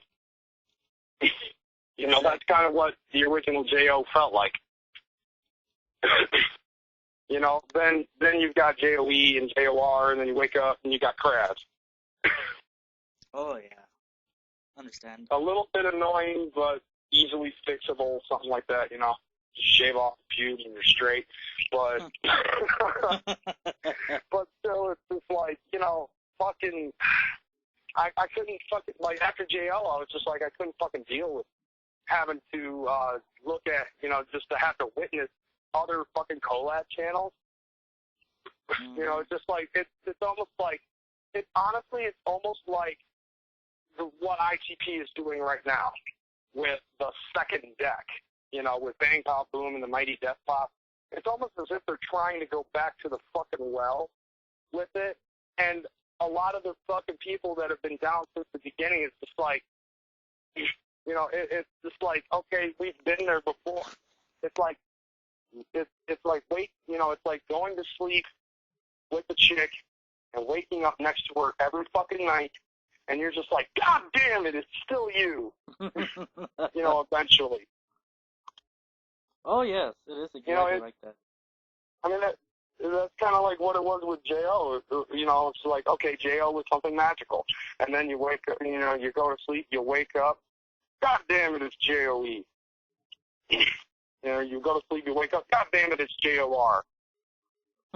Fall asleep, you wake up again, God damn it, it's Juggalo Day. You wake, you know, you go to sleep, you wake up, and it's just like, God damn it, the boy blue fucked up again. You go to sleep, you wake up, God damn it, Spike is crying. And so on and so forth. Oh, yeah. Oh, yeah. And now that we got the whole J.O. history story out of the way, let's talk about one infamous act that you were part of. Now, you have crazy ideas, you know, and one of them was happened to be the whole Juggalos join BWC, and you know it got a lot of, and you know it was a really good idea. It's a way of us trolling the trolls, and you know what, it actually worked. You know, I mean, like Stropoff was inside our tiny chat. He's like, "Oh, but y'all are BWC members, right? So, you know, here's Bill Wagner's number, and you know, just contact him whenever y'all want, and y'all have to go through our initiations." And we got stroopwafel bad, and it worked, and infiltrating the BWC was a great success, but the the work that UNCPN created, which I like to call the crazy situation, that was a pure masterpiece that will be talked about in Juggalo YouTube history, you know. And so tell us who came up with the idea. Who came up with the idea? Um, did y'all didn't want did y'all not want to release it on like say that it was fake on April Fool's Day because y'all knew it was gonna be obvious? And um, what was one thing you wish you could change, and who do you wish you would get on there, like onto y'all's work? Oh, let's see. Okay, so we're talking about the fucking, the beef first. Okay, well, okay, so the first part you actually, you want to know, like, how it came about? Like, who came up with the idea? Yeah. Well, I would say, like, I actually think, like, I don't know, I guess I could say that we kind of fucking thought it up together. It was, you know, it was just, like, I think, I'm not 100% sure about how the conversation went, but I believe it started with talking about how Netmaster fucked up the, you know, like, fucked up the whole first original fake beef between CPN and White Boy, because they were supposed to have a beef over whether or not it was, you know, being a juggalo was all about ITP. And, you know, and they were going to fucking create a fake beef off of that. And then Netmaster had to fucking jump in the picture and destroy that. And we were like, you know, like one of us, I think, I can't remember who. I think it might have been me, but I could be wrong. I'm not going to be like Blue and say it was all my idea. I'll tell you the straight up fucking truth. I'm not sure which one of us actually said, you know, it would be cool if we beef. I think it would. You know, I'll just say fuck it, and I'll give him the credit of saying that. You know, it would be cool if we started a fake beef, and we just thought, you know, we were like, well, how are we gonna fucking come up with the idea? You know, how are we gonna start this off and stuff like that? And at the time, I was into, I was watching the Holy Trilogy. And fucking, I was telling him I was watching A New Hope. And we were talking, I think, it was basically in the cantina scene. And I was just like, oh shit, okay, Greedo just got shot. That's it. Fucking Greedo shot first, Han shot first. And he that's how it was basically, started. We decided that we were going to fucking do the whole thing about, who shot first, Han or Greedo. And we started throwing little hints and shit like that out there over time. But as we got in, we started talking about, okay, well, somebody is bound to fucking come up with how we were going to, somebody was bound to fucking mention Greedo shooting first or Han shooting first, as long as I'm doing these DTRs, because I wanted to continue doing DTRs on my original account. And so, so we were like, well, what are we going to do when we create this beef? When somebody mentions that. CPN ended up suggesting that we just get into a big, huge fucking fight. And I was just like, okay. Like, we'll just start arguing about stupid shit, and eventually I'll say something stupid, which is going to cause you to get all fucking pissed off at me. Mm-hmm. And he's just like, why don't you throw in how I can't keep a relationship with, because of whatever, because I can't, because I won't admit that fucking Greedo shot first. Like, we already fucking knew who we were going to be pro for, because, Han shot first, Greedo shot first, shit like that. They were just like, okay, well, he's watched the original version of Star Wars, so he knows that Greedo didn't even shoot at all. And I'm watching a fucking DVD rip that I torrented. And in that one, Greedo shot first, but Han made the fucking kill shot. Mm-hmm. So then we waited. As we were waiting, we continued to write more and more into the beef about what we wanted to fucking do in passing. And then finally, jurors fucking came up and mentioned, because Greedo shot first. And at some point or another, that's when we started fucking actually making the beef go.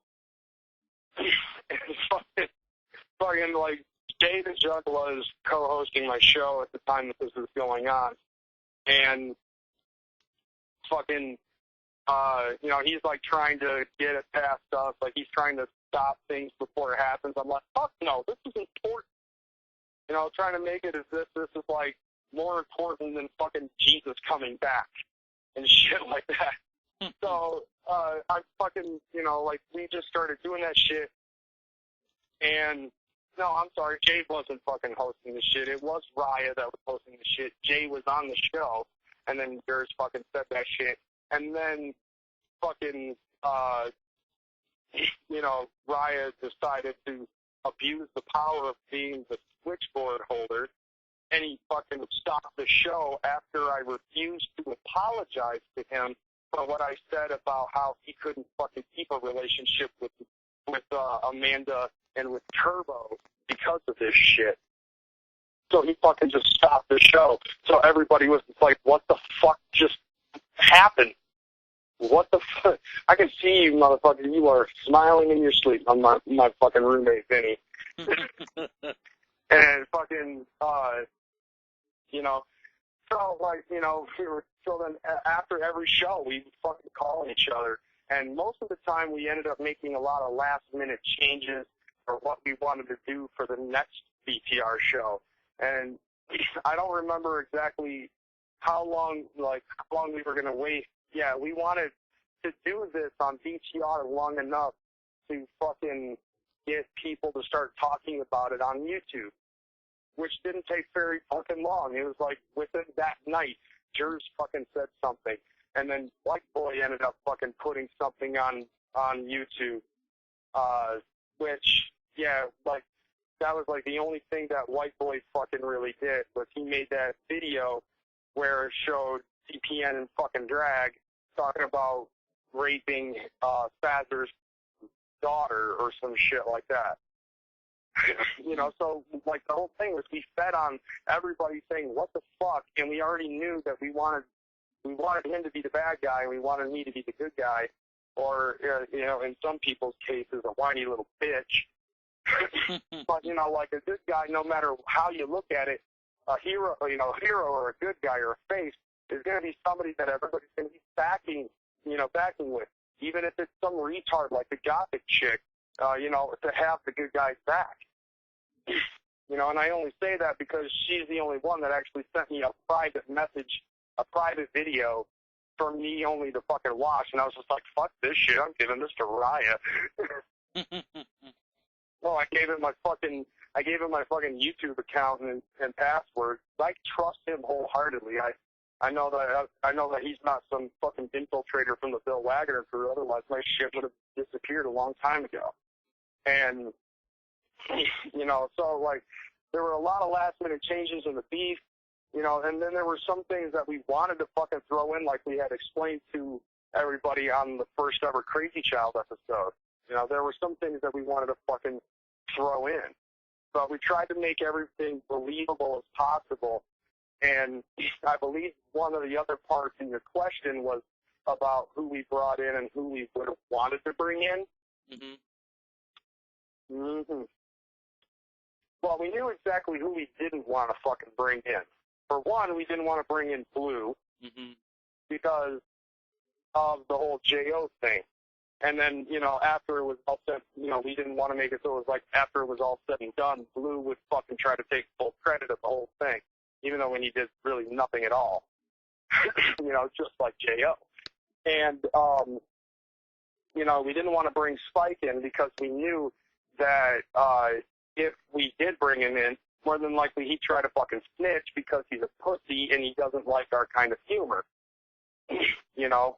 And we didn't want to bring in anybody like Too Scare or anything of that nature because of the fact that Too Scare already fucking exposed my Occupy BWC shit. We didn't want any snitches. So, like, we originally picked jurors.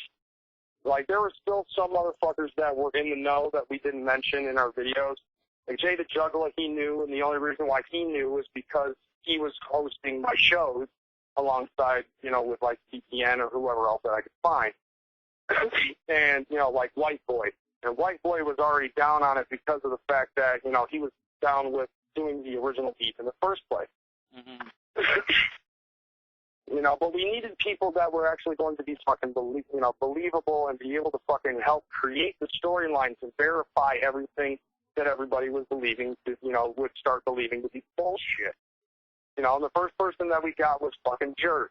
And the only reason why we got Jers in the first place was because of the fact that, you know, like this dude seriously felt so fucking bad about starting the beef in the first place. He was the motherfucker who said Dorito shot first, and that started the whole fucking thing. He had it in his head and totally, fully fucking believed that he started this whole thing.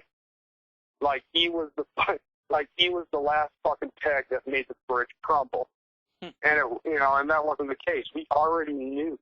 Like we, you know, that's the way CPN and I both actually fucking work as a collective. We both can see what people are, you know, we can pretty much already see what people are thinking 99% of the time. You know, there's always going to be that one person that's, you know, there's always that 1% that shit's going to get really fucked up.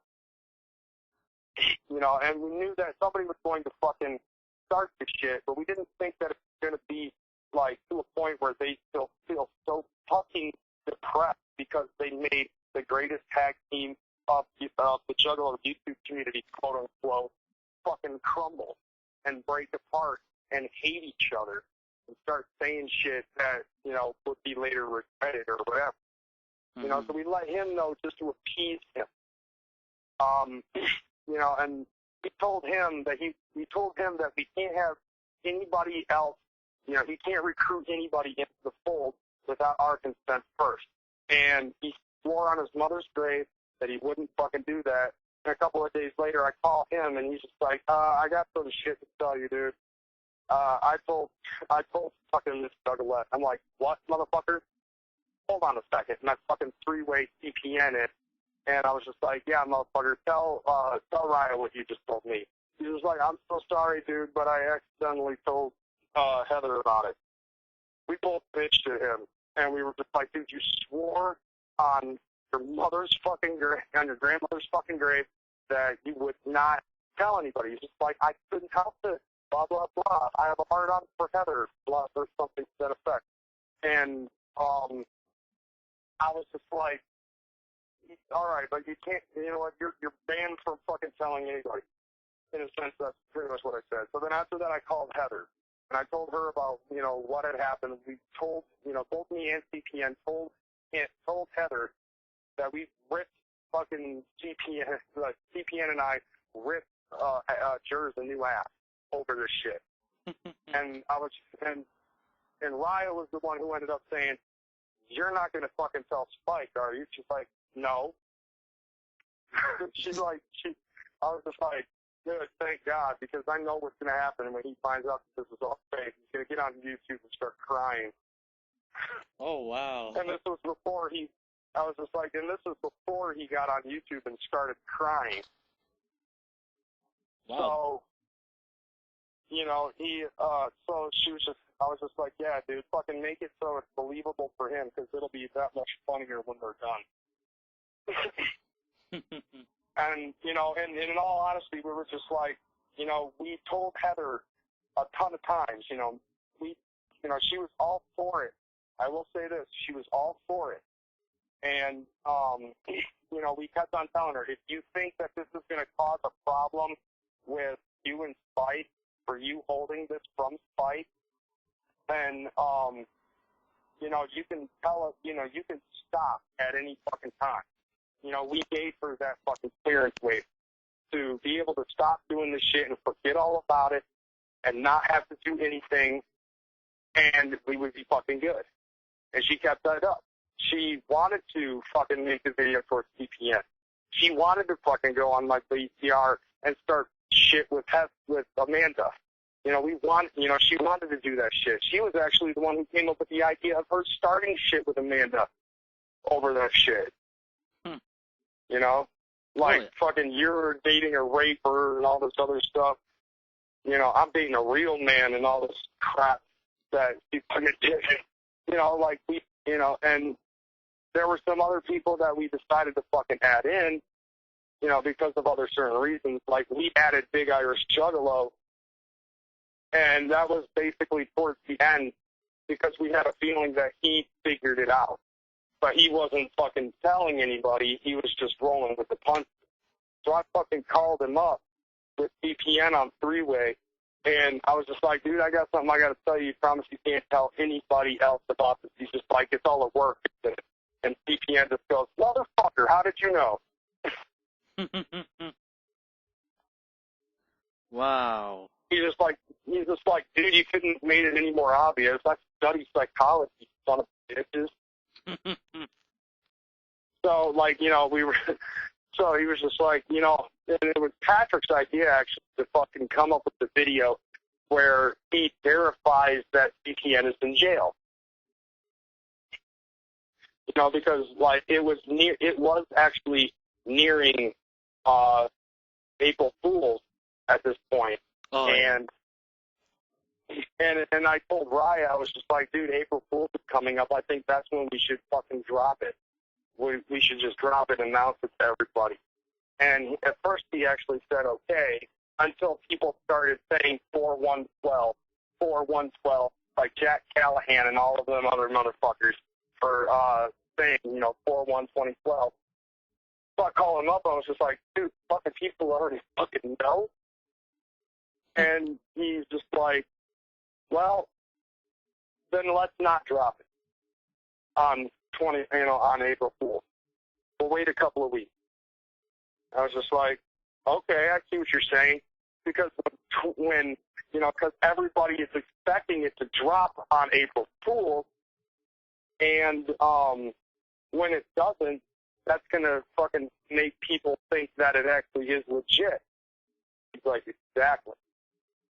So we said, fuck, we were just like, all right, fuck it. And so I make me and Patrick and Coma, we all make our fucking Drop the Hatchet videos instead. Coma didn't know anything about the beef being fake, I will say that. It just so happened that all three of us made our Drop the Hatchet videos, which ended up spawning your personal little feud with Mr. Carlo. Oh, yes. Which honestly I find funny as all hell, because not only does it piss off, her, but it also pisses off fucking, the atheist juggalo, or whatever the fuck he's called this week. But, you also wanted to know who I would have possibly added into this whole fucking beat. Yeah. Yeah. Like, in all honesty, I was actually very happy with the cast that we had originally obtained. Mm-hmm. I don't think that anybody that we knew, that wasn't added into the beef would have been, would have honestly been a good addition. I mean, we had a pretty good cast, and we already had motherfuckers that knew about it. We let Jay know, but he didn't have to do anything but run the switch and just fucking ad-lib. Same thing with White Boy, who did it one time. My roommate Vinny knew about it. My ex-wife knew about it. We told Turbo, and she just laughed her fucking ass off. And I mean, like, everything that we did was, in a sense, beautiful. The one thing that we had, that he and I both fucking agreed on was that we had to make the cast incredibly small, because what's the point in creating a fake beef to make everybody believe that it was fake if everybody that, is close to us knows that it's fake? We wanted some people that we already knew to fucking believe that it was fake, just to get a fucking rise out of it. I mean, no offense to everybody else out there that I know that wasn't a part of this fucking beef, but, it was like, I mean, like, there was, like, but, like, that's the way it does to make it believable. It's kind of like if you've ever watched the documentary about Andy Kaufman and that whole fucking scene in Fridays where he was supposed to play stoned, and purposefully, like, he ends up breaking kayfabe, and it's just like, I can't fucking do it. I can't play stoned. I don't know what it's like to be stoned, so I can't fucking do it. And Kramer fucking ends up saying, just read the cue cards. He's like, I can read the cue cards, I just can't play the part of being stoned. And this is all live on television, and it ends up breaking into a big fight, and then the shit goes to commercial, and, everything fucking stops because of the executive producer letting everybody know, the cast and the audience, that it was a happening, and that there were only a few people that were doing it to make you believe that it was real. Like, the only people that really knew that it was real was Andy Kaufman, the executive producer of Fridays, and Andy Kaufman's manager, Bob Zamuda. Everybody else thought, and probably like one or two people here, like maybe a cameraman or something like that, knew about it, and, so that way they could keep the camera on them, while this is all happening. But, like, Kramer and the whole audience and, like, half the fucking cast didn't know that it was going to go down like that. They all thought that it was going to be, just like any other episode of Fridays. So we kind of fucking bit off Andy Kaufman, I guess you could say, in a sense, with the way that we did things. The cast that we had, for the show, I thought, for the whole fucking thing was actually pretty fucking brilliant. I don't think that we could have added anybody else in there to help the situation and try to make more things happen.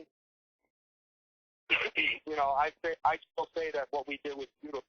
I mean, I will honestly say that there were some close calls that I fucking had, and same thing with CPN. There was probably one close call that CPN had because he had to let somebody know that it was a fake, you know, that it was fake, just because of the fact that this motherfucker was threatening to expose something. And I don't remember exactly what it was, but he basically, CPN said that he had to let him know that it was fake just to shut him up. And the same thing goes for me when it comes to Max Markinson, Chris Crow. Chris Crow was actually threatening to call the FBI over what had gone on, because, and I thought it was funny as shit, because I'm on the phone with Chris Crow for like a half hour every other day, and he's just bitching up a storm about CPN. Mm-hmm. And he's trying to say, dude, you need to go to the FBI, and if you don't call them, I will. And then after I get off the phone with him, I immediately call Ryan. I'm just like, dude, we need to let him know, or else he's going to call the FBI on your ass. And he's just like, well, what the fuck is the FBI going to do?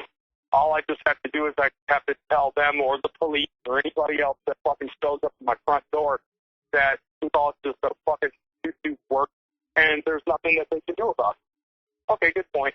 So we never let, so I never let Chris Crow know about it, although I do have to say I think Chris Crow was a little bit fucking pissed when he found out that it was all fake, because him and Cocaine ended up going on PCR a day or two after that and just started talking mad shit. What they didn't know, though, is that I was listening to the PCR the entire fucking time that they were, that's I thought was funny, because I'm sitting there, they're just listening to them talk so much fucking shit on me. And as soon as they start going to calls, I'm like, hey, KreyzMckormik. And their tone just immediately fucking changed. And they start talking about, like, the differences between Chris Crow and Cocaine versus TJ Glickman and Max Markinson. I'm just like, no, motherfuckers, because you both I heard you since the beginning of the show. You guys were straight fucking dissing me. There was no Cocaine. There was no fucking Chris Crow. It was just straight y'all trying to act like Cocaine and Chris Crow. I'm just like, I heard you. I heard you the entire fucking time talking shit. And now that you finally see that I'm on your show, you're sucking my dick. I'm just like, I caught you, motherfucker. I caught you with my pants down. So, whatever. I mean, like, to be totally honest, I didn't care.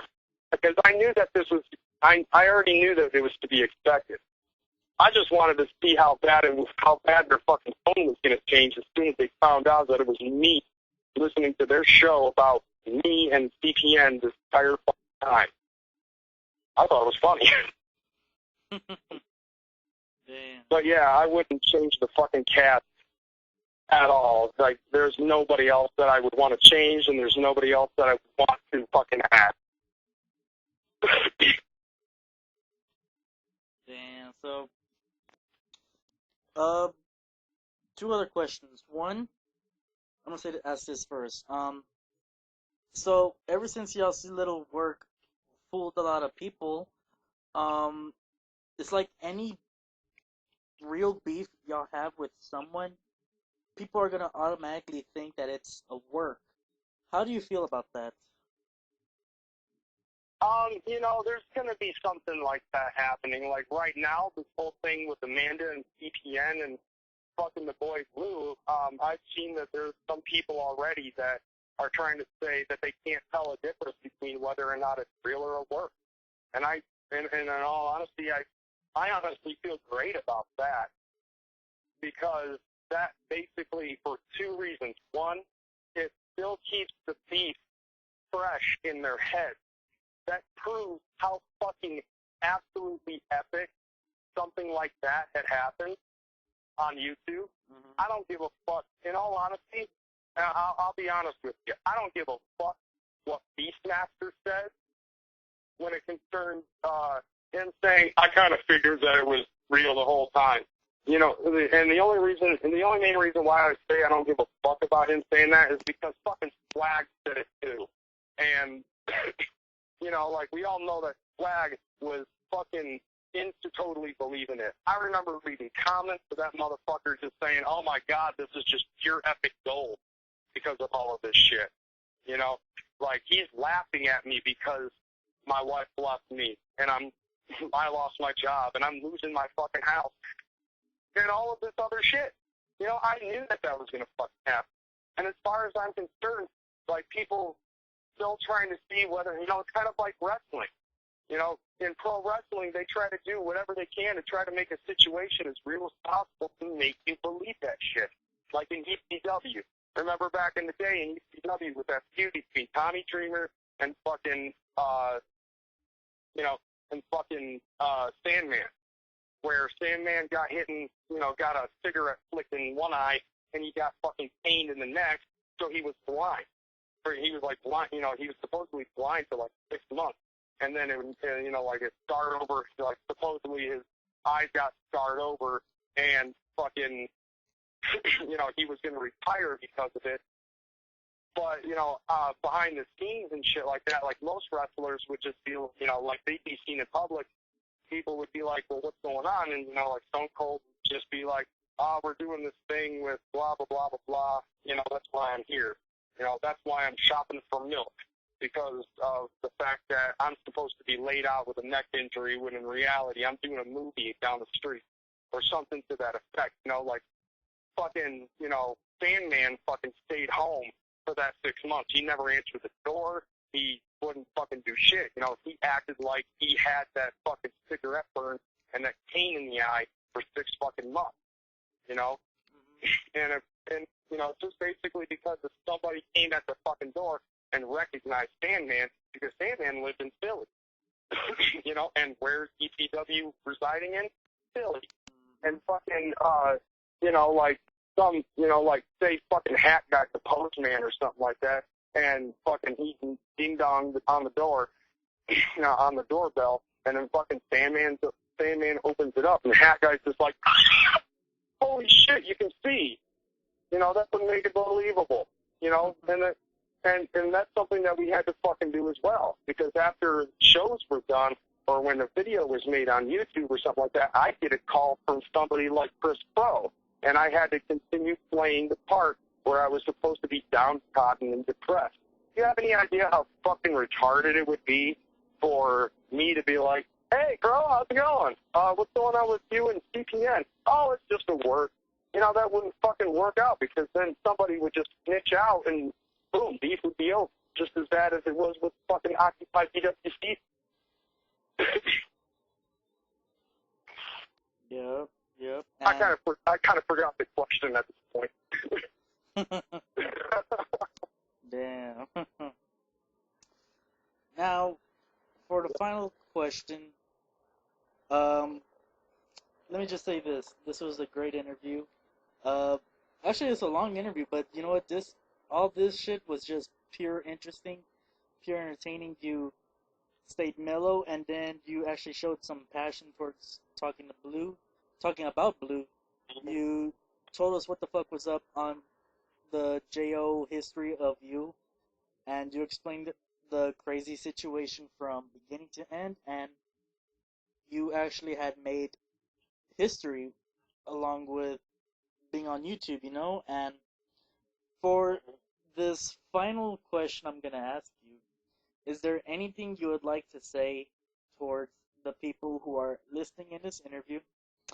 You have the floor to yourself. You can take as long as you want, and you can start right now. Well, let's see. Boy, it's kind of almost like being on Jerry Springer. And now it's time for my final thought. Basically, it's that, you know, the way that I look at it is, okay, you know, we've got, like, I'm the type of person that, you know, I try to do my best to entertain. I try to do my best to educate the Juggalo community. I try to do my best to fucking educate the haters alike. You know, those are the two most focal things that I try to do my best with on YouTube to keep, you know, to keep people educated about who we are and what we're about. Of course, you know, I'm going to slam a dumbass every now and again, but they fucking deserve it. You know, that's how I roll. You know, I'm the type of person, you know, I'm the type of man who's not about fucking really views for income, and I'm not the type of person, you know, I'm not the type of person in real life to basically try to use the name Juggalo for my benefit. I'm the type of person who, honestly, I feel really passionate about the Juggalo community, and I want to see it continue to thrive until I'm fucking in my 80s. You know, what about when I'm 103? What you gonna be? Down, down, down with the clown. That's what I want to see. That's what I'm about, and that's what I'm doing on fucking YouTube.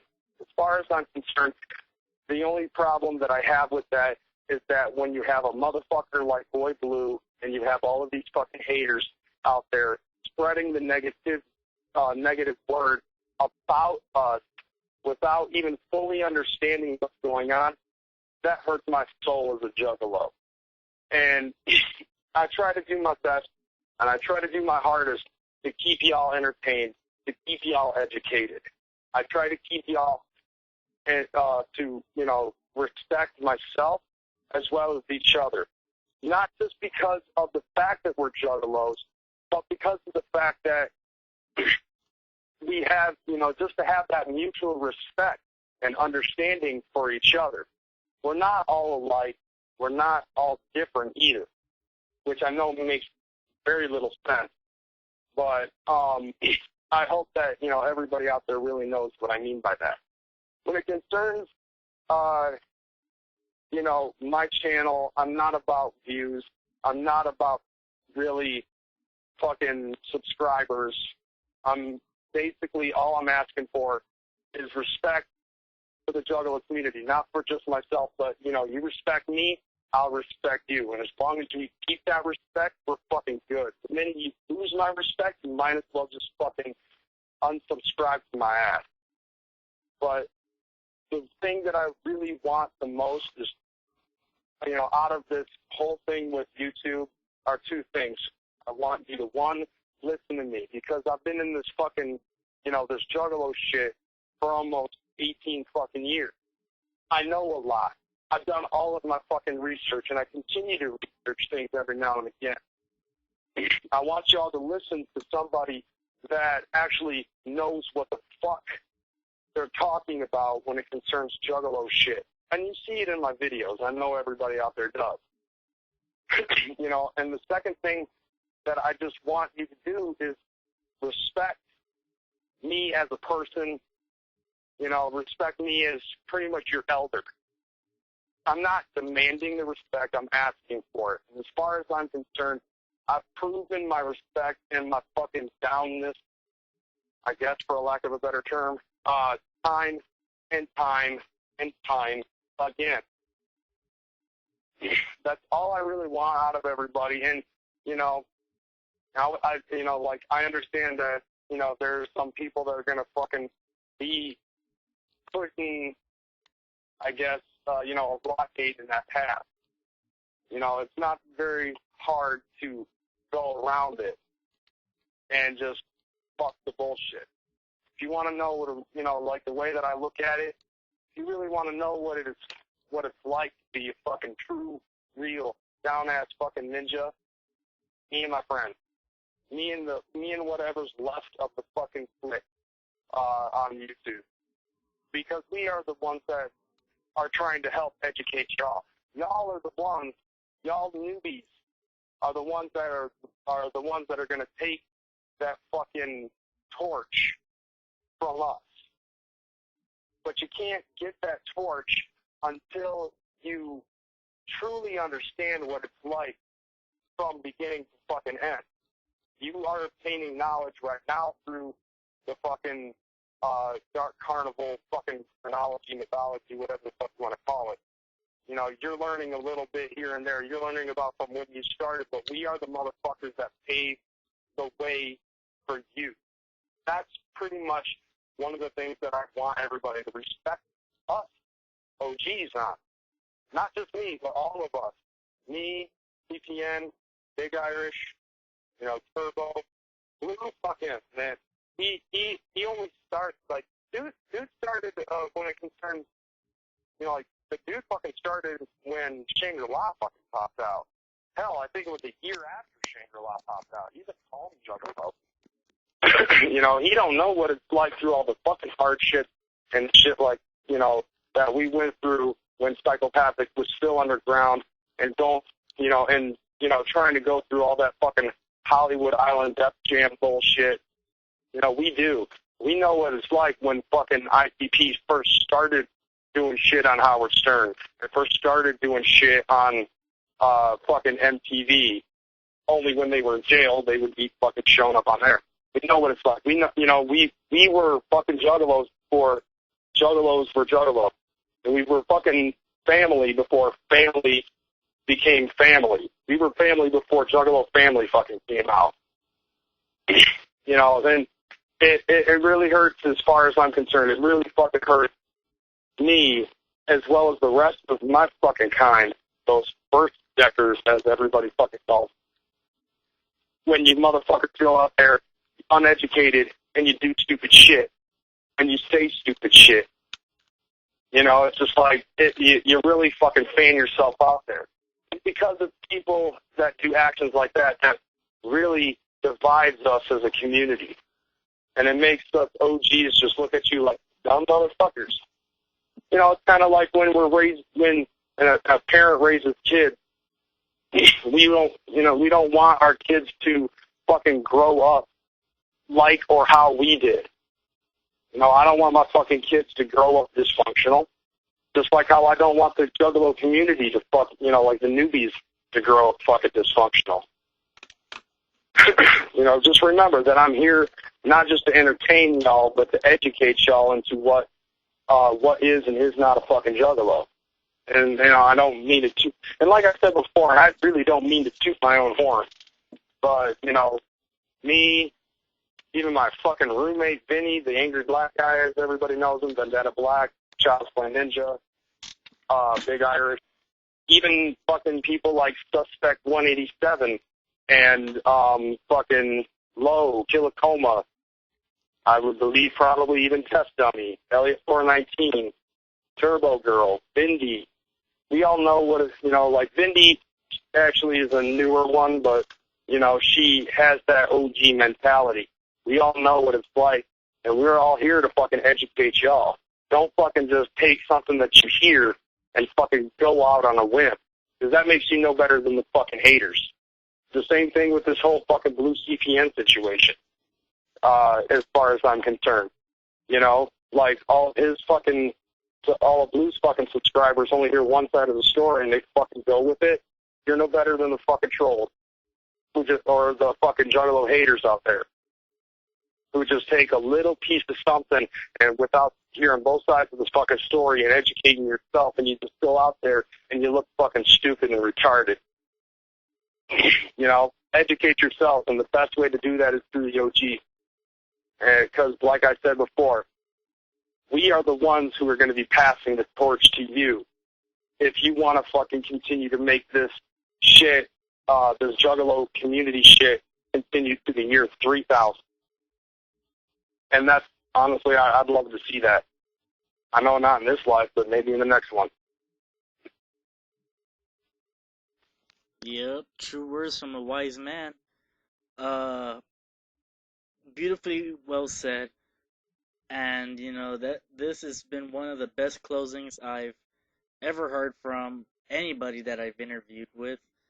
Well, thank you, Crazy, for having this interview with me, and sorry that it took you at least 3 months just to have this interview. You had a lot to get off your chest, but it was worth it, you know. As far as I'm concerned, it's 3 months well spent waiting. You know, in all honesty, I think it was probably better for for you actually to wait until after the fake beat, because then it wouldn't be as lengthy and entertaining as it is right now. Oh, and it is educated and informative. That is true. So, I hope y'all liked this interview. Subscribe to Crazy McCormick. If you like this interview, then, tune in for the next interview for when I interview the Goat Boy. And if Crazy's videos are too much for you to handle, you might as well just unsubscribe from him because uh, you're probably just an ignorant little buffoon. But anywho, let's see. Anything else you want to say, Crazy? Oh, you pretty much got the nail on the head. If you don't like what I got to say, fuck you, I don't need you, just like CPN said. I want people that are subscribed to me to, be the type of person that's going to respect what I have to say, and I want the type of people who are going to be critical thinkers. Oh, yeah, exactly. Well, that's all for this interview. This was a great long interview, and it was really entertaining. And like I said, tune in for the next interview with the Juggalo for our interview the Goat Boy, and many more to come in this month of July. So you all have a good night, and yeah.